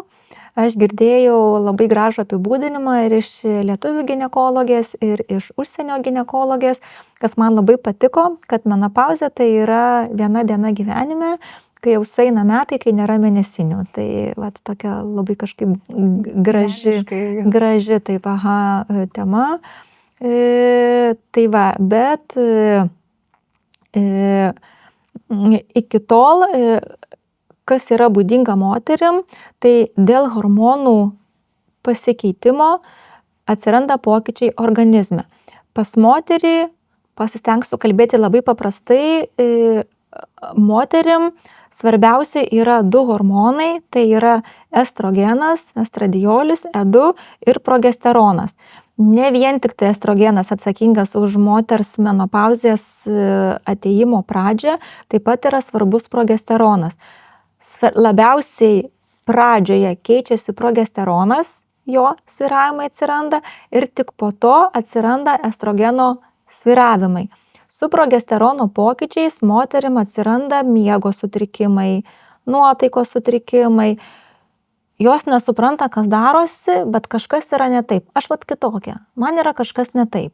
Tada po truputį prasideda mėnesinės, pasikeisti, jos sutrumpėja, jos mažiau gausios pasidaro, ciklai prailgėja arba sutrumpėja. Kažkas darosi su mėnesinėm. Kažkas darosi su moters nuotaika, jos irzlios, jos verkšlena, jos negali susikaupti, tada atkeliauja atminties rūkas. Moteris iš tikrųjų pasakoja, kad net iki kognityvinių funkcijų sutrinka, tai yra labai rimta, jos negali dirbti darbe, nes jos nebeatsimena. Dirba vadovaujantį darbą, jos turi užsirašinėti ant popieriaus lapelio kažkokius savo žingsnius, ar ne? Jos ėjo kažką pasiimti, bet vakar dienos pavyzdys, sako, moteris gaminu čili troškinį, nuėjau į virtuvėlės kampelį pasiimti pupelių, ko aš čia ėjau? O ko man čia reikia? Sako, stoviu 5 minutės ir galvoju, o ko aš čia atėjau? Atminties rūkas. Na ir vėliau su estrogeno trūkumu jau atsiranda karščio bangos, ar ne? Tada jau visi menopauzės simptomai, makšties sausumai, visos odos, gleivinių sausumai, akių sausumai, reikia dirbtinų ašarų, slenka plaukai, trūksta energijos, lūžinėja nagai, nėra lytinio potraukio, sutrinka libido. Todėl, kad su amžiumi mažėja estrogeno ir progesterono sintezė. Mes tiesiog mažiau jo pagaminam. Ir mūsų organizme, visam organizme yra estrogeno receptorių. Ir kas atsitinka? Sumažėja estrogeno, receptoriai jau negauna ir reaguoja. Tik tai pas moteris yra skirtingai išsidėstę estrogenų receptoriai. Tarkim, gal pas mane, pavyzdžiui, labiau yra, tarkim, širdies audinyje, ar ne? Gal pas jūs labiau yra, tarkim, makšties gleivinėje. Ir pagal tai moterim pasireiškia simptomai. Vienai labiau pasireikš per vazomotorinius simptomus, kitai labiau pasireikš per makšties atrofiją, makšties sausumą, kitai labiau pasireikš per kardiovaskulinius simptomus, ar ne? Tai kada mes skirdami pakaitinę hormonų terapiją duodame tai, ko trūksta, moterims taiga pasidaro gerai. Nes mūsų smegenys taip supranta, kad man trūksta estrogeno, tada reiškia, aš labiau kompensuoju kažkokiais tai hormonų išskiriamais ar nes impulsais, aš vis tiek negaunu to, ko reikia ir tada man atsiranda visi menopauzės simptomai. Tai būtent estrogeno progesterono pokyčiai, trūkumas visus simptomus ir sukelia. Miegas, irzlumas, verkšlingumas, savęs neatpažinimas, šlapimo nelaikymai, nes dažnesnės makšties infekcijos, šlapimo takų dažnesnės infekcijos, nes dėlvietiškai trūkstamo estrogeno pakinta makšties mikroflora, dėl ko moteris naudoja drėkinamąsias žvakutes, dėl būtent estrogeno trūkumo. Ir kai mes tą viską sutvarkome, visi simptomai dingsta. Tikrai noriu labai padrąsinti moteris, nebijoti kreiptis dėl menopauzės, nes pagalbos yra ir nebijoti apie tai kalbėti, nes kada aš savo kabinete sutinku moterį, kuria yra menopauzė ir kurie visi simptomai smogia ohoho, tai iš tikrųjų aš noriu tik ją apkabinti ir pasakyti, kad džiaugiuosi, kad jūs atėjot, jūs pagalbą gausit. Nes gyventi tokiam košmare, nemiegoti mėnesį, emociškai būti nestabiliam, jaustis palaužtai, dar tarkim turėti makšties sausumą ir dar makšties infekcijas pasikartojančias, darbe nesusikaupti, moteris sako, aš bijau išeiti į gatvę, aš bijau socializuotis, nes aš jaučiuosi kažkaip ne taip. Tai iš tikrųjų situacija yra labai sudėtinga ir moteris naudoja antidepresantus ir vis tiek negauna pagalbos, kai paskyrus reikiamą bioidentiškų hormonų terapiją, pakaitinę hormonų terapiją, ta pagalba yra gaunama labai greitai. Galima per kelias savaitės praktiškai vėl pasijusti gerai. Taip. Labai tikrai visos mielos moteris, jeigu tik tais pajuntate kažkokius jau panašius simptomus, kaip išvardino gerbiama Lina, tai kreipkitės į gydytoją akušerį ginekologą. Taip, bet kurį ginekologą. Ir tikrai nebijoti šitų hormonų, paneigti tie visi mitai apie kenksmingumą jų ir galima gauti didelę pagalbą ir vėl pradėti gyventi, ar ne? Nes kalbant apie hormonų terapiją, tai netgi moterims po pagalbinio apvaisinimo, ar ne, yra skiriamas tas pats estrogenas, yra skiriama progesterono terapija ir daliai moterų progesterono terapija, ta pati progesterono terapija, kuria skiriama ir menopauzė, tik tai skirtingom schemom, skirtingom dozėm, padeda išsaugoti nėštumą, nes jeigu trūksta progesterono, moterim įvyksta persileidimai. Tai ką ir bandau paaiškinti, kad jeigu mes skiriam moterim hormonus besilaukiančiom ir gimsta sveiki vaikučiai, tai turbūt saugu naudoti ir menopauzę, perimenopauzę tuos hormonus, ar ne, nes jie yra saugus preparatai. Taip, taip. Ir mano artimoje aplinkoje yra toks atvejis buvęs, moteris buvo jau menopauzės laikotarpį iš tikrųjų, bet dar buvo, tiksliau perimenopauzė, nes kraujavimas dar buvo ir buvo labai gausus kraujavimai iki ligoninės ir kraujo perpilimų kelis kartus. Ir ta prasme, ir aš vis skatinau, kad jau eik, nebijok tų hormonų, įsidėktų tą spiralę. Bet taip tęsiasi keletą metų, kol iš tikrųjų pasiryžo, priėmė tą sprendimą ir nuėjo, įsidėjo tą spiralę ir tada sakė tik vienintelį dalyką, kur aš buvau visus tos keletą metų. Jūs kalbat apie hormoninę spiralę, kuri turi savo sudėtyje levonorgestrelio, tai Lietuvoje yra su didesnė koncentracija ir su mažesnė koncentracija, bet jos abi visos kokios yra puikiai tinka, nes spiralėje yra levonorgestrelis, yra antros kartos progesteronas, tai yra senos kartos progesteronas, tarp kitko aš dariau ir doktorantūros darbą apie levonorgestrelį ir jis yra vienas iš saugiausių progesteroninių komponentų ir spiralėje yra iš visų kontraceptinių tablečių, iš visų hormoninių preparatų mažiausias kiekis progesterono, tai yra pagal PSO. PSO tai yra mūsų gydytojų gairės, ar ne, tai yra Pasaulinė sveikatos organizacija, kurią mes remiamės ir jinai rekomenduoja kaip pirmo pasirinkimo preparatą, nes spiralėje yra mikroprogesterono dozės, kurios skleidžia vietiškai ar ne progesteroną ir užtikrina būtent jo koncentraciją reikiamą kraujyje. Ir tai yra ir kaip gausų mėnesinių gydymo preparatas, kaip endometriozės viena iš gydymo būdų ir kaip viena iš pakaitinės hormonų terapijos menopauzės gydymo būdų spiralė su hormonų levonorgestreliu. Taip. Viena iš būdų yra. Yra tikrai tų būdų ir tiesiog reikia nueiti pas specialistą ir parekomenduos geriausia. Dar labai noriu paklausti apie tuos, tai viskas tikrai labai palaikau pakaitinę hormonų terapiją ir ypač apie tą bioidentinę. Ir vis tik tais turbūt ir moters gyvenimo būdo įpročiai turi būti atitinkami, ar ne? Taip. Tai vat ką jinai turi keisti savo, nežinau, gyvensenoj ir kokius papildus gal galima rinktis, kurie padeda šitos simptomus mažinti. Ne visuomet skiriama yra pakaitinė hormonų terapija. Kaip ir nevaisingumo gydyme atliekami hormoniniai tyrimai, taip ir moteris, kurios kreipiasi dėl menopauzės, perimenopauzės simptomų, yra atliekami tyrimai, hormoniniai tyrimai, mikroelementai ir kartais menopauzės tyrimai nerodo, o mikroelementų stoka imituoja menopauzę.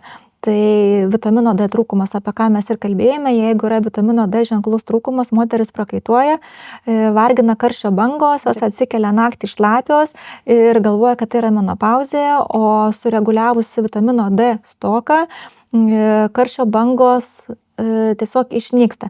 Energijos stoka, lygiai taip pat geležies visi ar ne preparatai papildai yra skiriami, jeigu yra geležies stokos anemija.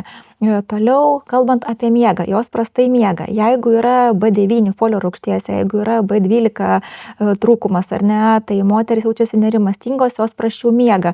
Tai yra skiriami B grupės preparatai. Dėl miego kokybės gerinimo yra skiriami magnio preparatai, ar ne? Tik tai vėlgi reikėtų pasirinkti, magnio yra skirtingos formos, bisglicinatai, trionatai, ar ne? Tai būtent moteris būna, kad naudoja neteisingą magnio formą. Sudė kokią nors, ar ne? Ir man jis neveikia, tai vat vėlgi pastarti su gydytoju ginekologu. Taip pat menopauzėje labai svarbu yra kreatino naudojimas dėl raumeninės masės mažėjimo, nes menopauzėje labai svarbu yra visa raumeninė masė, visas būtent fizinis aktyvumas parengtas ir pagrįstas jėgos pratimais. Mums reikia auginti raumeninę masę, nes sulėtėja dėl estrogeno trūkumo medžiagų apykaita. Visos moteris menopauzėje skundžiasi papildomais kilogramais, ypatingai abdominalinėje, tai yra pilvo srityje, dėl estrogeno pokyčių. Tai nieko nebus, jeigu jūs nesportuosite ir jeigu jūs nesveikai maitinsitės. Tai vėlgi aš nesu dietologė, nesu mitybos specialistė, bet pagrindinius mikroelementus aš sudėlioju, ką reikėtų ar nenaudoti. Tai labai svarbu yra baltyminė dieta ar ne, gramas kilogramui būtinai. Ar jūs susirenkat, ar nesusirenkat. Čia apie tai daug kas kalba, bet apie tai neįmanoma pakalbėti, nes tai tiesiog yra bazė. Tai yra be to nei žingsnio mes nenukeliausime. Aš ir pati stengiuosi susirinkti tuos baltymus ir aišku sudėtinga gal vien tik tai su maistu gauti baltymus, bet mes turim puikių priemonių, ar ne? Va dabar prieš tinklalaidę kaip tik išgėriau baltyminį kokteilį tiesiog. Taip, yra baltyminių kokteilių, baltyminių miltelių, baltyminių maisto produktų, ką mes tikrai galima ir ant košių pabarstyti ir maistą, ir tarp valgymų. Tai čia mes turime su menopauze susigyventi. Mes tikrai, tarkim, amžiaus vidurkis yra apie 75 gyvenimo metai, ar ne, ir daugiau, tai mes tikrai puikių 30 metų gyvensime su menopauze ir mes turime susivokti, kas tai yra, kad mes turime pat keisti mitybą, rinktis baltymus, ar ne, kolageną gerti dėl elastingumo, nes mes tik jo nepasigaminam, kreatiną gerti visai baltyminiai šitai ir visai raumeniniai masiai. Taip pat, kas yra labai svarbu, ko nepaminėjau, dėl estrogeno trūkumo vystosi osteoporozė, kaulų mineralinio tankio trūkumas. Tai kas yra labai svarbu naudoti iš papildų, tai irgi kalcis, vitaminas D, kuris gali būti su K, jeigu yra, ar ne, K2, jeigu yra tam indikacijų. Ir kada mes apie visus papildus pakalbam, aš sudėlioju, kada ryte gerti, kada vakare gerti, nes, tarkim, yra labai svarbu naudoti ir fitoestrogenus, tai yra labai galingas preparatas, raudonasis dobilas. Aš nelabai rekomenduoju sojos preparatų naudoti, nors tai irgi yra fitoestrogenas, bet yra straipsnių mokslinių įrodymų, kad jisai šiek tiek kaip epigenetinis faktorius veikia, ar ne, mūsų šiek tiek. Izoflavonai tie. Taip, taip. Jo, dviejopus nuomonės šitą vietą. Taip. Tai labai geros studijos, nes mes kaip ginekologai, kaip visi gydytojai, kaip mokslininkai remiame studijomis, ar ne. Tai visos studijos rodo teigiamą naudą raudonųjų dobilų, tai tiesiog naudoti kaip fitoestrogeną, tą dobilą raudonąjį. Arbatą gerti? Arbatą reikia gerti, tada labai didelės koncentracijos, tai šiaip geriau rekomenduojama yra papildai tabletėmis, kur būtų didžiulė gera koncentracija, ar ne, būtent dobilų ekstrakto. Tai jisai, kas tas yra fitoestrogenas? Tai jisai yra žolinis preparatas, kuris papildo estrogeno atsargas. Tai jį reikėtų naudoti. Taip pat visai nerviniai sistemai, kaip jau ir minėjau, įvairios B grupės ar ne formos, ašvagandą galima naudoti, ilgamžiškumui prailginti, tai yra MNN įvairūs papildai ar ne, tai tiesiog susidėlioti, kas jums yra svarbu.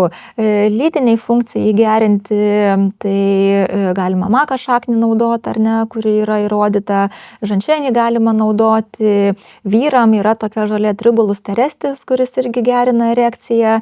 Tai kada aš moteriams sudėlioju, kurie papildai yra ryte, kurie papildai yra vakare, tai moteris sako, oho, aš savo turėsiu apie 8 tabletes, 6, 10, tikrai taip. Aš tą patį darau, nes mes perinam per visas funkcijas ir mes pasižiūrim, ko mums trūksta ir kad su maistu turbūt, tarkim, suvalgyti, kaip kad pavyzdžiui ankštinių produktų tiek, kad mums užpildytų reikiamą jų kiekį, ar ne. Tai arba kalbant apie endometriozę, labai yra rekomenduotina visi žali produktai, ypatingai brokoliai, tai kiek mums reikia sunaudoti. Tarkim, kilogramų per dieną. Brokoliai dar priklauso tai grupiai, kur labai dirglų į žarnyną erzina. Tai daugam tikrai netinka kaip maistas. Kas turi įvairius kolitus, kas turi dirglų į žarnyną, kas turi kitas problemas. Taip, kas, pavyzdžiui, tarkim, ten turi tos moteris, kurios turi pašalintą tulžies pūslę, ar ne, tai tam tikri preparatai dirgina, tai pavyzdžiui, jos negali gerti geležies, tai tada rekomenduojama yra geležies infuzija su gydytojo priežiūra, Taip. kuri puikiai atstato geležies trūkumą. Na, įvairūs variantai, kuriuos aptaria ir sprendžia specialistai. Įsivaizduok 2 mėnesių kelionę į geresnę savijautą, be chaoso su aiškia kasdieninė sistema. Zenju top produktų wellness sistema sujungia 4 kertinius žingsnius. Visų pirma, tai MCT pudra su prebiotikais. Švari energija kūnui ir smegenims, daugiau fokuso, sotumas be cukraus šuolių ir draugiškas pojūtis žarnynui. Streslės magnio bisglicinatas su L-tianinu ir vitaminu B6, ramesnės mintis, stabili emocinė pusiausvyra ir gilesnis miegas. Zenju Mega Omega 3 itin koncentruota omegų dozė smegenims, širdžiai ir uždegiminiam fonui organizme mažinti. Ir galiausiai gryni jūrinio kolageno peptidai odos stangrumui, plaukams, nagams, sąnariams, raumenims. Pradėk jau šiandien ir po 60 dienų pamatysi akivaizdų skirtumą, o su nuolaidos kodu ZENJU 8020 dar ir papildomą nuolaidą gausi. Labai faina, kad jūs kaip gydytoja domitės va taip ir tais papildais plačiai, nes iš tikrųjų, kiek pačiai teko susidurti, kadangi dirbu šitoje sferoje, tai yra bendrinis toksai žinojimas, suvokimas, bet nepasigilina vis tik tais gydytojai į kada kokiu skirt, kokiu formu atskirt, kaip Magnį paminėjot, būtent. Todėl, Rūta, aš prisipažinsiu, man buvo tas pats, kol man neatsirado poreikis domėtis. Kai aš pradėjau jausti žinių trūkumą ir kai pas mane moteris kreipiasi pagalbos ir aš noriu padėti, bet negaunu rezultato reikiamo, tada atsiranda žinių stygius ir noras domėtis. Ir kada tu domiesi ir tu skiri ir gauni efektą, tada norisi dar daugiau žinoti, dar daugiau gilintis. Ir kai tavo skiriamas gydymas duoda rezultatą, tai tu tuo tiki, tu skaitai mokslinius straipsnius, klausai tau reikiamą literatūrą ir tu tada domiesi ir skiri. Nes kai gydymas efektingas, moteris laimingos, jos sugrįžta, jos pasako savo draugiam, kuriom reikia pagalbos, tada tas ratas platėja pagalbos. Taip. Tai iš tiesiog noro padėti. Labai fainai.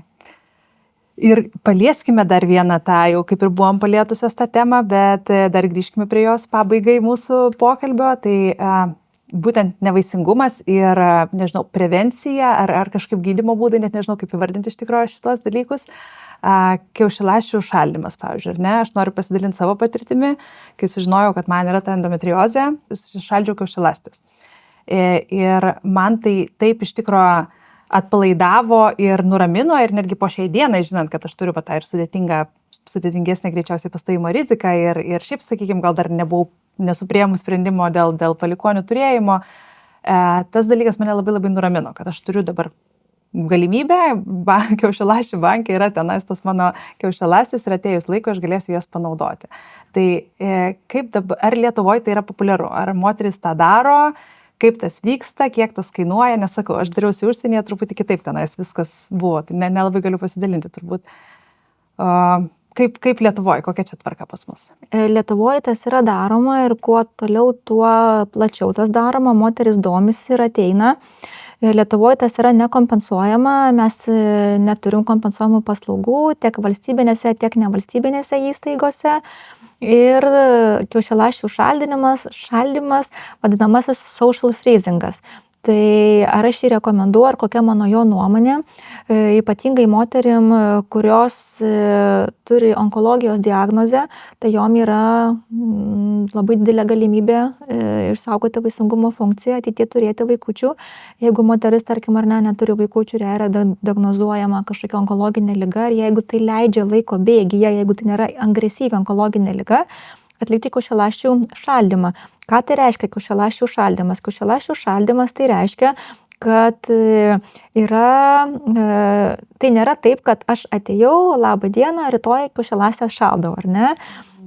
Tai reikalinga atlikti vėlgi tyrimus ir tam, kad užsišaldyti kiaušialąstes, mes turime gauti ne mažiau 10 folikulų, nes kiaušialąstės užšaldytos, reikia jas atšildyti.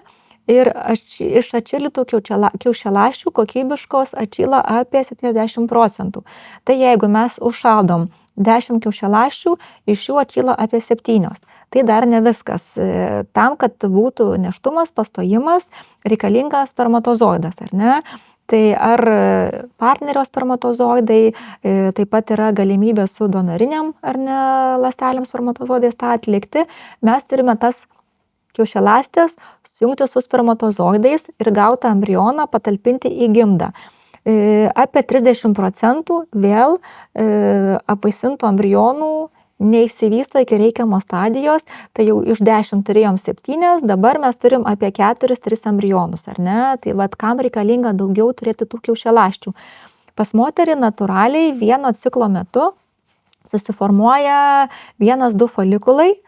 Folikulai yra kiaušidėse, skysčio puslelės pripildytos, folikulė yra kiaušialąstė vaisinga ląstelė. Tai vat iš folikulo mes paimame kiaušialąstę ir ją užšaldome. Natūralaus ciklo metu išsistimuliuoja natūraliai 1 arba 2 kiaušialąstės. Tam, kad gauti daugiau tų kiaušialąsčių, mes kažkaip turim jas gauti. Kaip jas gauti, yra injekuojami gonadotropinai. 2 savaitės prieš procedūrą, jeigu gerai atsimenu. Maždaug apie 10 priklausomai nuo atsako ar ne į skiriamą preparatą. Tai yra skiriami injekuojami preparatai į pilvą, ar ne? Nes yra ir geriamų preparatų, bet jie tiek neišstimuliuoja folikulų. Nes mes turime suaktyvinti, paskatinti kiaušidėse folikulų gamybą. Tai vat būtent su injekuojamais preparatais, gonadotropinais, kokią dozę, kaip paskiria gydytojas po apžiūros, echoskopinės, atlikęs hormoninius tyrimus, yra paskiriami injekuojami preparatai, jie yra injekuojami kiekvieną dieną pilvo srityje ir maždaug nuo 10 iki 14 dienų. Kam? Tam, kad gauti reikiamą folikulo dydį. Reikiamo folikulo dydis yra apie 2 cm, kada jau mes žinome, kad kai folikulas pasiekia 2 cm dydį, kiaušialąstė yra brandi, kokybiška, tada mes galime jas surinkti. Kai mes nusprendžiame, kad mes atliksime kiaušialąsčių surinkimą, yra atliekama HCG injekcija, liaudiškai tariamas sprogdukas, obitrelis dažniausiai tai yra preparatas skiriamas ir būtent jisai folikulas subrandina kiaušialąstes ir po HCG, po obitrelio suleidimo, po 35-36 valandų, kaip kuris ginekologas mėgsta, mes atliekame folikulų punkciją, tai yra kiaušialąsčių surinkimą. Kaip jinai yra atliekama? Tai yra atliekama intraveninėje narkozėje Lietuvoje, nors aš, kai mokiausi nevaisingumo Danijoje, Skive ligoninėje, jie daro moterim folikulų punkcijas su akupunktūra. Yra taikoma akupunktūra ir be narkozės tas yra atliekama. Tai vat buvo įdomu tą žiūrėti, bet mes Lietuvoje to nepraktikuojame, atliekame su intraveninė narkozė, tai yra vaistukai leidžiami į veną, moteris puikiai išsimiega, nes toksai leidžiamas preparatas, toksai baltas skystis. Propofolis, kuris puikiai moteris primigdo. Ir tada atliekama echoskopo kontrolėje kiaušialąsčių surinkimas. Embriologas po 3 valandų, embriologas tai irgi yra specialistas, kuris dirba su ląstelėmis, aš jau to nebedarau, aš išpunktuoju folikulus ir viską atiduodu embriologui. Embriologas po 3 valandų nusiplauna kiaušialąstes ir tada vertina, ar jos brandžios, nes jos gali būti ir nebrandžios kiaušialąstės. Tai tik tai brandžias mes šaldom ir jau, tarkim, jeigu yra moteriai, kaip pavyzdžiui, 30 metų, mes kiaušialąstės surenkame, užšaldome ir jos gali būti šaldomos, kad ir 10, ir 15, ar 20 metų ir jos jau savo kokybės nepakeičia. Lietuvoje šaldymo ir atšildymo, vitrifikacijos ar ne embrionų metodas yra puikiai išvystytas, nors kai aš pradėjau dirbti prieš 15 metų, mes šiek tiek prisibaimindavom embrionų šaldymo ar kiaušialąsčių šaldymo, nes mes neturėjom tiek puikiai technologijų išvystytų ir dalis embrionų atšildytų, dalis kiaušialąsčių neatšildavo. Dabar mūsų rezultatai Lietuvoje yra puikūs, mes turim puikias technologijas, puikius specialistus, tai mes netgi turbūt daugiau keliame embrionų iš atšildytų ciklų negu šviežiam cikle. Net Turkijoje yra viena klinika, kuri dirba tik tai su vitrifikuotam ląstelėm, embrionais, nes rezultatai yra geresni. Tai mes embrionus ir kiaušialąstes užšaldome ir tada mes jau jas atšildome ir jų kokybė ar nepasikeičia. Įdomu, kaip atliekamas yra šaldymas, nes mes net iš tikrųjų kažkada tokią turėjom diskusiją, lygiai ko ateityje įsivystys medicina, tai embrionų šaldymas yra atliekamas tiesiog išsiurbiant skystį iš pačio embriono ir tada yra su tam tikromis medžiagomis atliekamas šaldymas, o kaip yra atšildymas, tai specialios medžiagos leidžiamas į embrioną ir jisai yra atšildomas. Tai tiesiog labai elementariai yra išsiurbiamas skystis iš embriono. Liofilizavimas toksai šiek tiek skamba. Panašiai. Tai kada mes turime jau savo biobanką lytinių ląstelių, kiaušialąsčių šaldymą, Lietuvoje yra sutartys atliekamos 2 metams, kainuoja 400 eurų laikymas, atšildymas irgi ar 4 ar 300 eurų. Kiek kainuoja pati procedūra, būtent kiaušialąsčių surinkimo, tai kainuoja maždaug apie 1500 eurų, plius minus svyruoja. Bet dar reikia nepamiršti, kad yra skiriami injekuojami preparatai, kurie vėlgi turi savo kainą, tai vienai moteriai gali reikėti ir 5 ir 800 eurų, plius keli apsilankymai pas ginekologą ar kraujo tyrimai, tai tarkim ta kaina gali išaugti iki 2500 eurų. Maždaug 2500–3 tūkstančių eurų, tokia yra optimali finansinė išraiška, kuri yra įkainota klinikose ir nekompensuojama.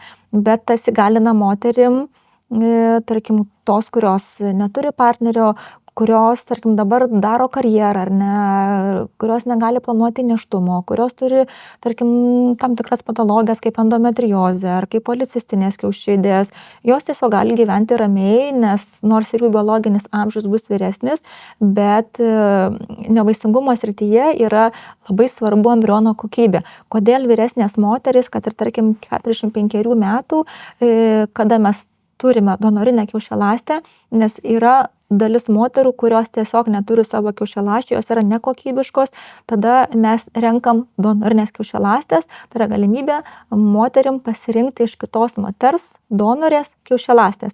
Spermatozoidai galimi donacijai, galimi embrionai, tai jau sujungta kiaušialąstė su spermatozoidais ir galima kiaušialąsčių donacija. Tai tarkim vyresnės moteris, kad ir 45 metų, kada yra donuojamos kiaušialąstės, mes patalpinam embriono puikios kokybės, jos pastoja.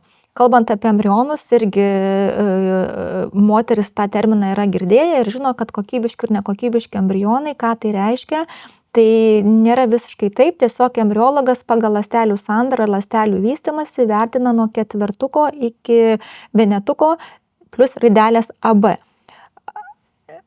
Prastesnės kokybės embrionas tai nereiškia, kad nebus nėštumo. Tiesiog mažesnis šansas yra pastoti. Bet jeigu mes patalpinsim, pavyzdžiui, embrioną 3BB lyginant su 4AA, 3BB embrionas duos mažesnį šansą pastoti, bet ar jis duos apsigimimą? Ne, neduos. Tiesiog jo sunkesnė kelionė atrandant vietą gimdoje. Tai tiesiog labai svarbu kiaušialąsčių kokybė dėl pačio embriono kokybės ir vyresnė moteris, kada, tarkim, turi savo kiaušialąstės užsišaldžiusios prieš 10 metų, tai jos turės didesnį šansą dėl geresnės kokybės embriono ir dėl to didesnės rizikos šanso pastojimui. Kokių įdomių dalykų čia papasakoja, tikrai žinokit, nors ir aš sakau, praėjus šitą visą dalyką, bet tiek informacijos tai nei vienas gydytojas man nepristatė ir niekur internete irgi turbūt nesuradus būčiau, tai labai labai gerai, labai įdomu ir naudinga. O dabar kalbant apie tą vaisingumą, tai sakykime, vieną ciklą tokį atlikus užtenka jau, kaip minėjote, lieka ten, sakykime, 3 kiaušialąstės, ar ne? Tai bus galimi, pavyzdžiui, 3 apvaisinimai, ar kiek yra su kiaušialąsčių turėti? Yra moterų ir pas mane pačią yra moterų, kurios yra atlikusios kiaušialąsčių užšaldymo procedūras ir 2-3 kartus. Vienom moterim užtenka vienos procedūros, kitom reikia kelių, nes optimalus kiaušialąsčių skaičius yra 10 kiaušialąsčių ir daugiau, nes iš mažiau kiaušialąsčių mums sunku tikėtis nėštumo. Tai moteris pailsėję kelis mėnesius ar ne, 2-3 mėnesius jos pakartotinai atlieka procedūrą ir tam, kad sukaupti savo biobanką, lytinių ląstelių banką. Lietuvoje tai nekompensuojama. Kalbant apie pagalbinius apvaisinimus, irgi būna, kad ne visuomet pavyksta pastoti iš pirmo ciklo. Ką reiškia pirmas ciklas, tai mes skiriam gydymą, stimuliuojam ir visus embrionus sukauptus 2, 3, 4 mes keliam. Ir būna, kad nepavyksta pastoti, tai mes darom pakartotinai pagalbinio apvaisinimo procedūrą. Smagu pasidžiaugti, kad Lietuvoje pagalbinis apvaisinimas 2 kartus yra kompensuojamas ir tik yra dalinė priemoka prie narkozės, prie folikulų punkcijos. Bet poros, kurios atitinka kriterijus, jos gali gauti kompensaciją. Pagrindinis dalykas, kas yra, tai turi būti santuoka. Tos poros, kurios yra nesantuokoje, mes negalime taikyti pagalbinio apvaisinimo procedūros, bet mes turime savo kaimyninę Latviją, kur tos poros, kurios nenori turėti santuokos, jos gali tą atlikti Latvijoje, kur nėra reikalinga santuoka, tiesiog jie klinikose pasirašo partnerystės sutartį ir atliekamos procedūros. Tai tiek kompensuojamos, tiek nekompensuojamos, poros gali mokėti kad ir 1 milijoną, bet jeigu jos nėra susituokusios, jos negali atlikti Lietuvoje pagalbinio apvaisinimo procedūros. Labai tikrai svarbi informacija, nes tai praktiškai trikdis tiem, kas nesusituokia, turi važiuoti į užsienį. Taip. Gerai, o ar yra kažkokių, tai kaip tą savo vaisingumą galima stebėti, yra tam tikri tyrimai ar ne, ir ar yra kažkokie būdai, sakykime, skatinti, gerinti tą savo vaisingumą, gal peptidų terapija čia kažką daro šiais laikais? Peptidų terapija, PRP terapija, tai kol kas yra mažai moksliškai patvirtinti tyrimai. Kalbant apie peptidų terapiją ar ne, tai kas ta peptidų terapija, tai yra, kas yra tas peptidas, tai yra smegenyse ar ne, pagumburyje išskiriami baltymai, kurie yra žinoma, bet tai labiau yra atliekamos studijos su gyvūnais, kad stimuliuoja ovuliaciją, stimuliuoja FSH, LH sintezę, vyrams stimuliuoja testosterono, endogeninio testosterono, tai yra iš organizmo sintezuojama testosterono funkcija ir to pasekoje gerina spermatogenezę. Ar tas yra taikoma praktikoje užsienyje? Taip, tai yra taikoma praktikoje. Lietuvoje mes tokios praktikos netaikom, mes nedarom ar ne, nors tikiu, kad ir Lietuva ateis, nes rezultatai yra puikūs, skatina ovuliaciją to moterim, kurios turi policistinės kiaušidės, ir jeigu mes ovuliaciją, tarkim, skatinam tokiais preparatais kaip letrozoliu, kaip klomifenu, tai kaip pakaitalas yra taikoma peptidų terapija, tai yra injekcijos ar ne, injekuojami preparatai, tai užsienyje taikoma, Lietuvoje mes netaikome. Mes Lietuvoje taikome PRP terapiją, tai yra trombocitais praturtintos plazmos terapija, tai vieni gydytojai labiau tuo tiki, kiti gydytojai mažiau tuo tiki, tačiau ką rodo studijos ir ką rodo pagrindiniai kongresai, tai mūsų kaip ginekologų, nevaisingumo specialistų pagrindinis kongresas, tai toksai yra EŠRE kongresas ir mes jau stengiamės dalyvauti tame kongrese ir kiekvienais metais cituojame būtent EŠRE kongreso gaires ir ar rekomenduoja EŠRE kongreso gaires, PRP terapiją rekomenduoja ir ką rodo studijos, tai PRP terapija, jinai nepadidina kiaušialąsčių skaičiaus, bet jinai pagerina kiaušialąsčių kokybę. Tai reiškia, kad su kiaušialąsčių kokybė didėja ir pastojimo šansas. Kas tai yra PRP terapija, tai manau, kad tikrai daug kas žino, tai jinai yra taikoma ne tik ginekologijoje, jinai taikoma ir ortopedijoje, ir atliekamos injekcijos į sąnarius, jinai taikomos dermatologijoje, dėl veido atjauninimo, plaukų terapijai, jinai taikoma odontologijoje dėl dantenų uždegimo, ar ne, tai tiesiog yra imamas jūsų kraujas į specialius mėgintuvėlius, ne į bet kokius, į specialius mėgintuvėlius, kraujas yra atitinkamai centrifuguojamas 5 minutės, galima ar kelias daugiau minutės centrifuguoti ir yra išskiriama iš visos kraujo masės tik tai trombocitai. Mums nereikalingos ląstelės, tokios kaip uždegiminės ląstelės leukocitai, granuliocitai, jie neturi ar ne, tokio rodyto veiksmingo poveikio, kaip kad trombocitai, kurie skatina kaiminių ląstelių sintezę, atjauninimą, skatina deguonies pernešimą, apie ką mes ir kalbėjome. Ir vat būtent šita terapija yra taikoma nevaisingumo srityje. Kaip jinai yra atliekama, tai yra atliekama lygiai taip pat su narkoze, nes tai yra atliekamos injekcijos į kiaušides. Kaip mums jas patekti? Per užpakalinį makšties skliautą, mes echoskopo kontrolėje žinome, į kurią vietą reikia atlikti injekciją ir būtent į abi kiaušidės yra injekuojama PRP, trombocitai ir tai yra skatinama naujų folikulų susidarimas. Taip pat yra atliekama PRP terapija gimdos gleivinę į endometriumą, jeigu mes, tarkim, turime pakartotinius persleidimus, jeigu mes keliam embrioną ir mums embrionas neprigyja, jeigu mes turime ploną gleivinę, kuri, aišku, dabar nuomonės yra jau kontroversiškos, bet yra atliekama gleivinės irgi atjauninimas ir gleivinės įvairių regeneracinių funkcijų ar ne atstatymas būtent su PRP terapija. Tai tokia labai natūrali terapija, kuri galima ir po onkologinių susirgimų. Jeigu kalbant apie PRP terapiją, jinai taikoma ir moterų menopauzėje dėl makšties atrofijos, sausumo, moterim dėl pasikartojančių makšties uždegimų, nes makšties uždegimai kartojasi, kai yra pakitusi makšties mikroflora, o yra dalis moterų, kurios įvairiom gerosiom bakterijom mitybą bando atstatyti makšties mikroflorą ir tas nepavyksta, tai yra atliekama PRP terapija. Ir iš tikrųjų visai čia į kitą temą nukrypstant, bet tuo pačiu pasidalinsiu.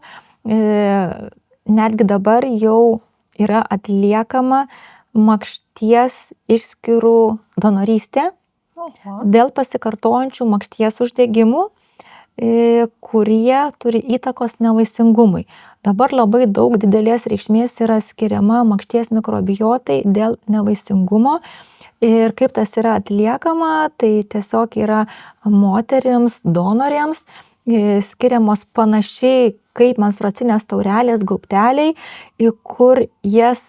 kurios nešioja ir surenka savo makšties išskyras, tada laboratorija yra atliekama, aišku, jų apdorojimas su fiziologiniais tirpalais ir tada būtent makšties išskyrų donorystė yra paremta tuo, kad yra atliekamos injekcijos į makštį, kurios būtent skatina sveikos, natūralios makšties mikrofloros susidarimą. Tai labai pažangiai skamba, labai tikrai, kaip yra, žinau, kad gydyti, pavyzdžiui, žarnyno mikrofloros pakitimus yra išmatų persodinimas ir visai gerai praktikoje pritaikomas. Po onkologinių susirgimų, vėlgi po chemoterapijų, tas yra daroma Kauno klinikose, būtent ekskrementų ar ne išmatų donorystė, taip, vėlgi paremta tą pačią mikroflorą, mes užsėjam sveiką mikroflorą, tarkim po chemoterapijos visiškai pažeistojo mikroflorai.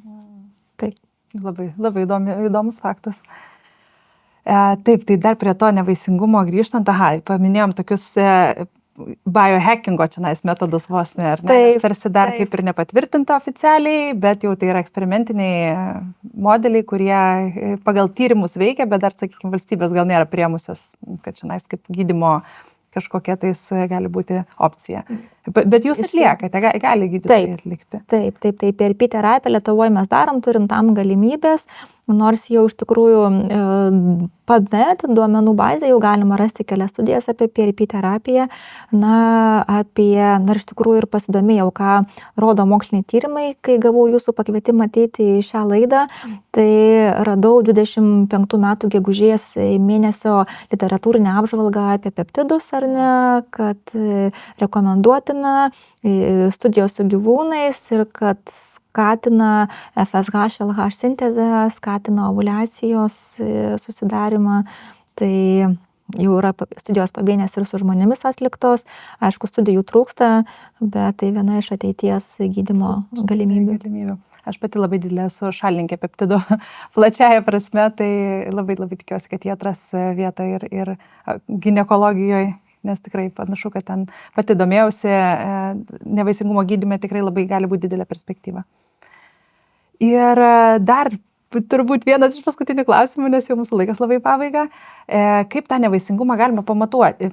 Vaisingumą galima pamatuoti, ar ne? Yra iš kraujo tyrimus galima padaryti. Taip, yra atliekami kraujo tyrimai. Turbūt vienas pagrindinis tyrimas tai yra AMH tyrimas, antimiulerinis hormonas, kuris parodo antralinių folikulų skaičių. Tai mes, jeigu neturime folikulų, kuriuose yra kiaušialąstės, mes negalime pastoti.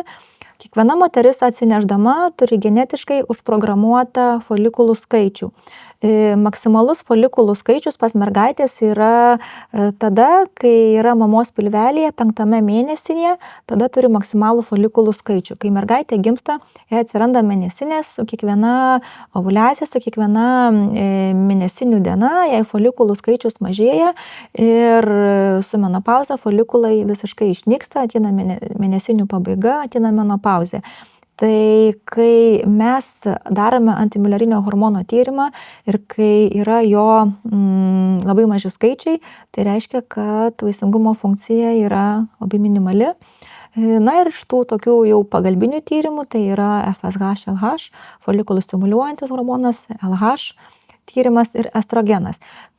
Kai estradiolis yra labai žemas, LH, FSH tyrimai yra aukšti, tai mums leidžia įtarti pirminę nevaisingumo funkciją, kad kažkas yra blogai su kiaušidėmis, kad nesigamina folikulai. Tai pagrindiniai yra kraujo tyrimai, kurie moterimi leidžia įvertinti, ar jinai yra vaisinga. Na ir ginekologinio echoskopinio tyrimo metu mes taip pat galime įvertinti kiaušidėse esančių folikulų skaičių. Tarkim, pas moteris yra normalu nuo 5 iki 10, jeigu moteris yra 30 metų ir aš matau vienoje kiaušidėje, tarkim, 1 arba 2 folikulus, aš jau galiu įtarti, kad jai yra nevaisingumo diagnozė. O kokios dažniausios priežastys nevaisingumo yra apart endometriozės? Kodėl taip nutinka? Labai dažnas yra antrinės kilmės nevaisingumas, ar ne? Tarkim, moteris susilaukia vaikelio ir nepavyksta pastoti antrą kartą. Tai dažniausiai tai yra susiję su hormoniniais pokyčiais, su progesterono trūkumu, su estrogeno pokyčiais, su LH, FSH pokyčiais. Taip pat yra kraujo krešėjimo patologija, vadinamasis antifosfolipidinis sindromas, kada visi hormonai yra nepakitę, tačiau atlikus kraujo krešumo tyrimus, specialūs toksai lupus antikoaguliantus, yra baltymo tyrimai, mes nustatome kraujo krešėjimo pokyčius ir mes skiriame kraujo krešumo preparatus veikiančius, tokius kaip fraksiparinas ar ne, ar kitos rūšies injekuojamus krešumo veikiančius preparatus. Moterim pavyksta pastoti ir saugoti nėštumą. Tai yra genetiniai ar ne įvairūs krešumo sutrikimai. Na ir aišku, visas gyvenimo būdas, nes moteris dabar gimdo daug vėliau. Jeigu prieš 15 metų moteris gimdė iki 30 metų, tai dabar visos gimdo praktiškai virš 35 metų, o nuo 35 metų ženkliai drastiškai mažėja kiaušidžių rezervas, apie ką mes jau ir kalbėjome. Na ir dėl to yra sunkiau pastoti. Taip pat ir vyro nevaisingumo prisidėjo. Na ir visi šitie epigenetiniai faktoriai. Kas yra epigenetiniai faktoriai? Tai yra visa aplinkos tarša, mityba, miegas, gyvenimo būdas, rūkymas, kuris tiesiogiai įtakoja, alkoholio vartojimas, maisto užterštumas, cukraus pridėtinio naudojimas. Jisai tiesiogiai veikia nevaisingumo funkciją. Tai mūsų dabartinės gyvenimo sąlygos turi neigiamos įtakos. Na, va, tikrai daug dalykų priverčiančių susimastyti. Tai ačiū labai, Lina, už šitą pokalbį. Tikrai toksai buvo ir lengvas, ir sunkus, ir įkvepiantis, ir primenantis, bet tikrai labai informatyvus. Ta prasme, tokios geros informacijos aš seniai vienoje vietoje nebuvau gavusi iš medicininės pusės. Tai labai tikiuosi, kad tos moteris ir vyrai, kurie peržiūrės šitą laidą, susimastys apie kažkokius dalykus ir pradės daryti žingsnius į prevenciją lygų ar menopauzės ar nevaisingumo. Ir labai jums ačiū už šitą pokalbį. Ir dar gale visą laiką paklausiu savo pašnekovų keletos dalykų apie juos pačius, kad šiek tiek geriau susipažintų su specialistu. Šiek pagalvojus, gal pradžioje reikėtų klausti, bet gale, taip, užbaigimui. Tai norėčiau išgirsti, kokios yra jūsų mėgstamiausios knygos gyvenime perskaitytos, kokius podcastus klausot, jeigu klausot, ir kokios asmenybės jūs įkvepia. Aha.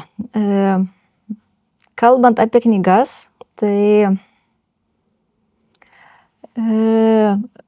neturiu laiko knygų skaitimui, tikrai neturiu, mano visos knygos skaitomos tai yra medicininės. Na ir turbūt paskutiniu metu, kokios knygos yra skaitomos, tai pokalbio pradžioje mes kalbėjome, kad esu kognityvinės elgesio terapijos studentė. Tai turbūt mano bazinė knyga ar pagrindinė knyga yra tai amerikiečių autorės, jinai yra iš Pensilvanijos, Judith Beth, kognityvinės elgesio terapijos pagrindai. Tai tą knygą skaičiau daug kartų, kur yra mano vadovėlis ir ta knyga vadovaujasi ir savo darbe. Taip pat iš kitų psichoterapijos knygų, tai man labai patinka Kūnas paklūsta protui. Ir turbūt tokia yra knygų trijulė, ką mes studentai turim perskaityti. Na ir dar trečioji knyga, tai Mąstyk teisingai, elkis teisingai, ar ne? Good thinking, good feeling. Ta knyga yra paremta ir vaikų ugdymo principų ir suaugusiųjų principų. Tai va, tokios turbūt yra pagrindinės mano knygos, ką aš paskutiniu metu skaitau. Jeigu kalbant apie apskritai mano knygas perskaitytas, tai aš labai mėgstu skaityti knygas ir turbūt būtų galima vardinti, bet turbūt ta tokia knyga, kuri prisimintina man visam gyvenimui ir nežinau, kodėl jinai man tokia yra įsimintina, bet jinai yra iš jaunystės laikų, iš mokyklos laikų, tai Antano Vienuolio Viešnia iš šiaurės. Tai man šita knyga yra topų topas, jinai mane labai palietė, man visa šita mergaitės istorija, kuri gyveno be mamos ir jos visa šita kelionė. Iki šiol man yra, kada manęs paklausia, kokia knyga yra ir man įsimintiniausia, tai yra būtent Antano Vienuolio Viešnia iš šiaurės, gyvenimo eigoj knyga, kuri man patiko. Tai ir filmas yra pastatytas, bet aišku, knygos yra visada įsimintinesnės, tai yra Sidro namų taisyklės. Man šita knyga, tai kažkas, ta Irvingo, man kažkas, turbūt iš tos grožinės literatūros, man kažkas tokio. Bet ir filmas labai gerai padarytas, aš kelis kartus net ir knygą ir filmą. Tai turbūt iš šitų tokių grožinių, tai man jaunystės knyga, tai Vienuolio Viešnia iš šiaurės, o iš gyvenimo eigos, be visų psichoterapinių, be visų kitų knygų, kurios yra ten puikios ar ne, tai tokios turbūt įsimintiniausios knygos. Kalbant apie podcastus, tai vienareikšmiškai, kad amerikietės Mary Claire, jinai yra gydytoja ginekologė, kuri yra Amerikoje skleidėja apie menopauzę, perimenopauzę, jinai ir Instagrame plačiai kalba, yra jos tikrai atskiras ar ne sukurtas tinklas, jinai ir YouTube labai daug kalba, labai daug moterų kalbina. Tai jinai turbūt yra tokia mano įkvėpėja ir mano drąsintoja apie tai kalbėti, nes jinai labai gražiai tą kalbą, jinai turi virš 3 milijonų sekėjų. Tai turbūt paskutiniu metu tai yra moteris, kurią aš klausau. Na, o klausėte žmonės, kurie mane yra asmenybės, tai visų pirma asmenybė numeris 1, tai visom prasmėm, tai yra mano mama, kuri yra man didžiausia įkvėpėja, kaip šeimos puoselėtoja, šilumos skleidėja ir mano turbūt palaikytoja. Gyvenime viską, ką aš esu pasiekus, tai tikrai esu dėkinga mamai, jinai visada mane palaikė, visada mane skatino. Na, o antras žmogus, kuriam aš esu be galo dėkinga, tai yra mano mentorė, profesorė Birutė Žilaitienė. Be jos dėkos aš nebūčiau čia, kur esu, nes jinai mane atvedė į hormonų pasaulį. Tai ačiū šitiem 2 žmonėm. Kaip gražu ir kaip miela ir kaip faina, kad tie žmonės iš jūsų rato. Ir realūs gyvi žmonės, o ne kažkokios ten, nežinau, žvaigždės ar asmenybės kitos. Labai labai gražu. Tai ką, ačiū Lina, visiškai neprailgo, nors daug laiko praėjo, bet man neprailgo, aš dar daug klausimų iš tikrųjų turiu, bet tiek to šiandien baigėme. Labai ačiū, labai naudinga informacija ir ką, tikiuosi pasimatysim dar kada nors padaryti antrą dalį. Ačiū. Dėkuoju. Visą.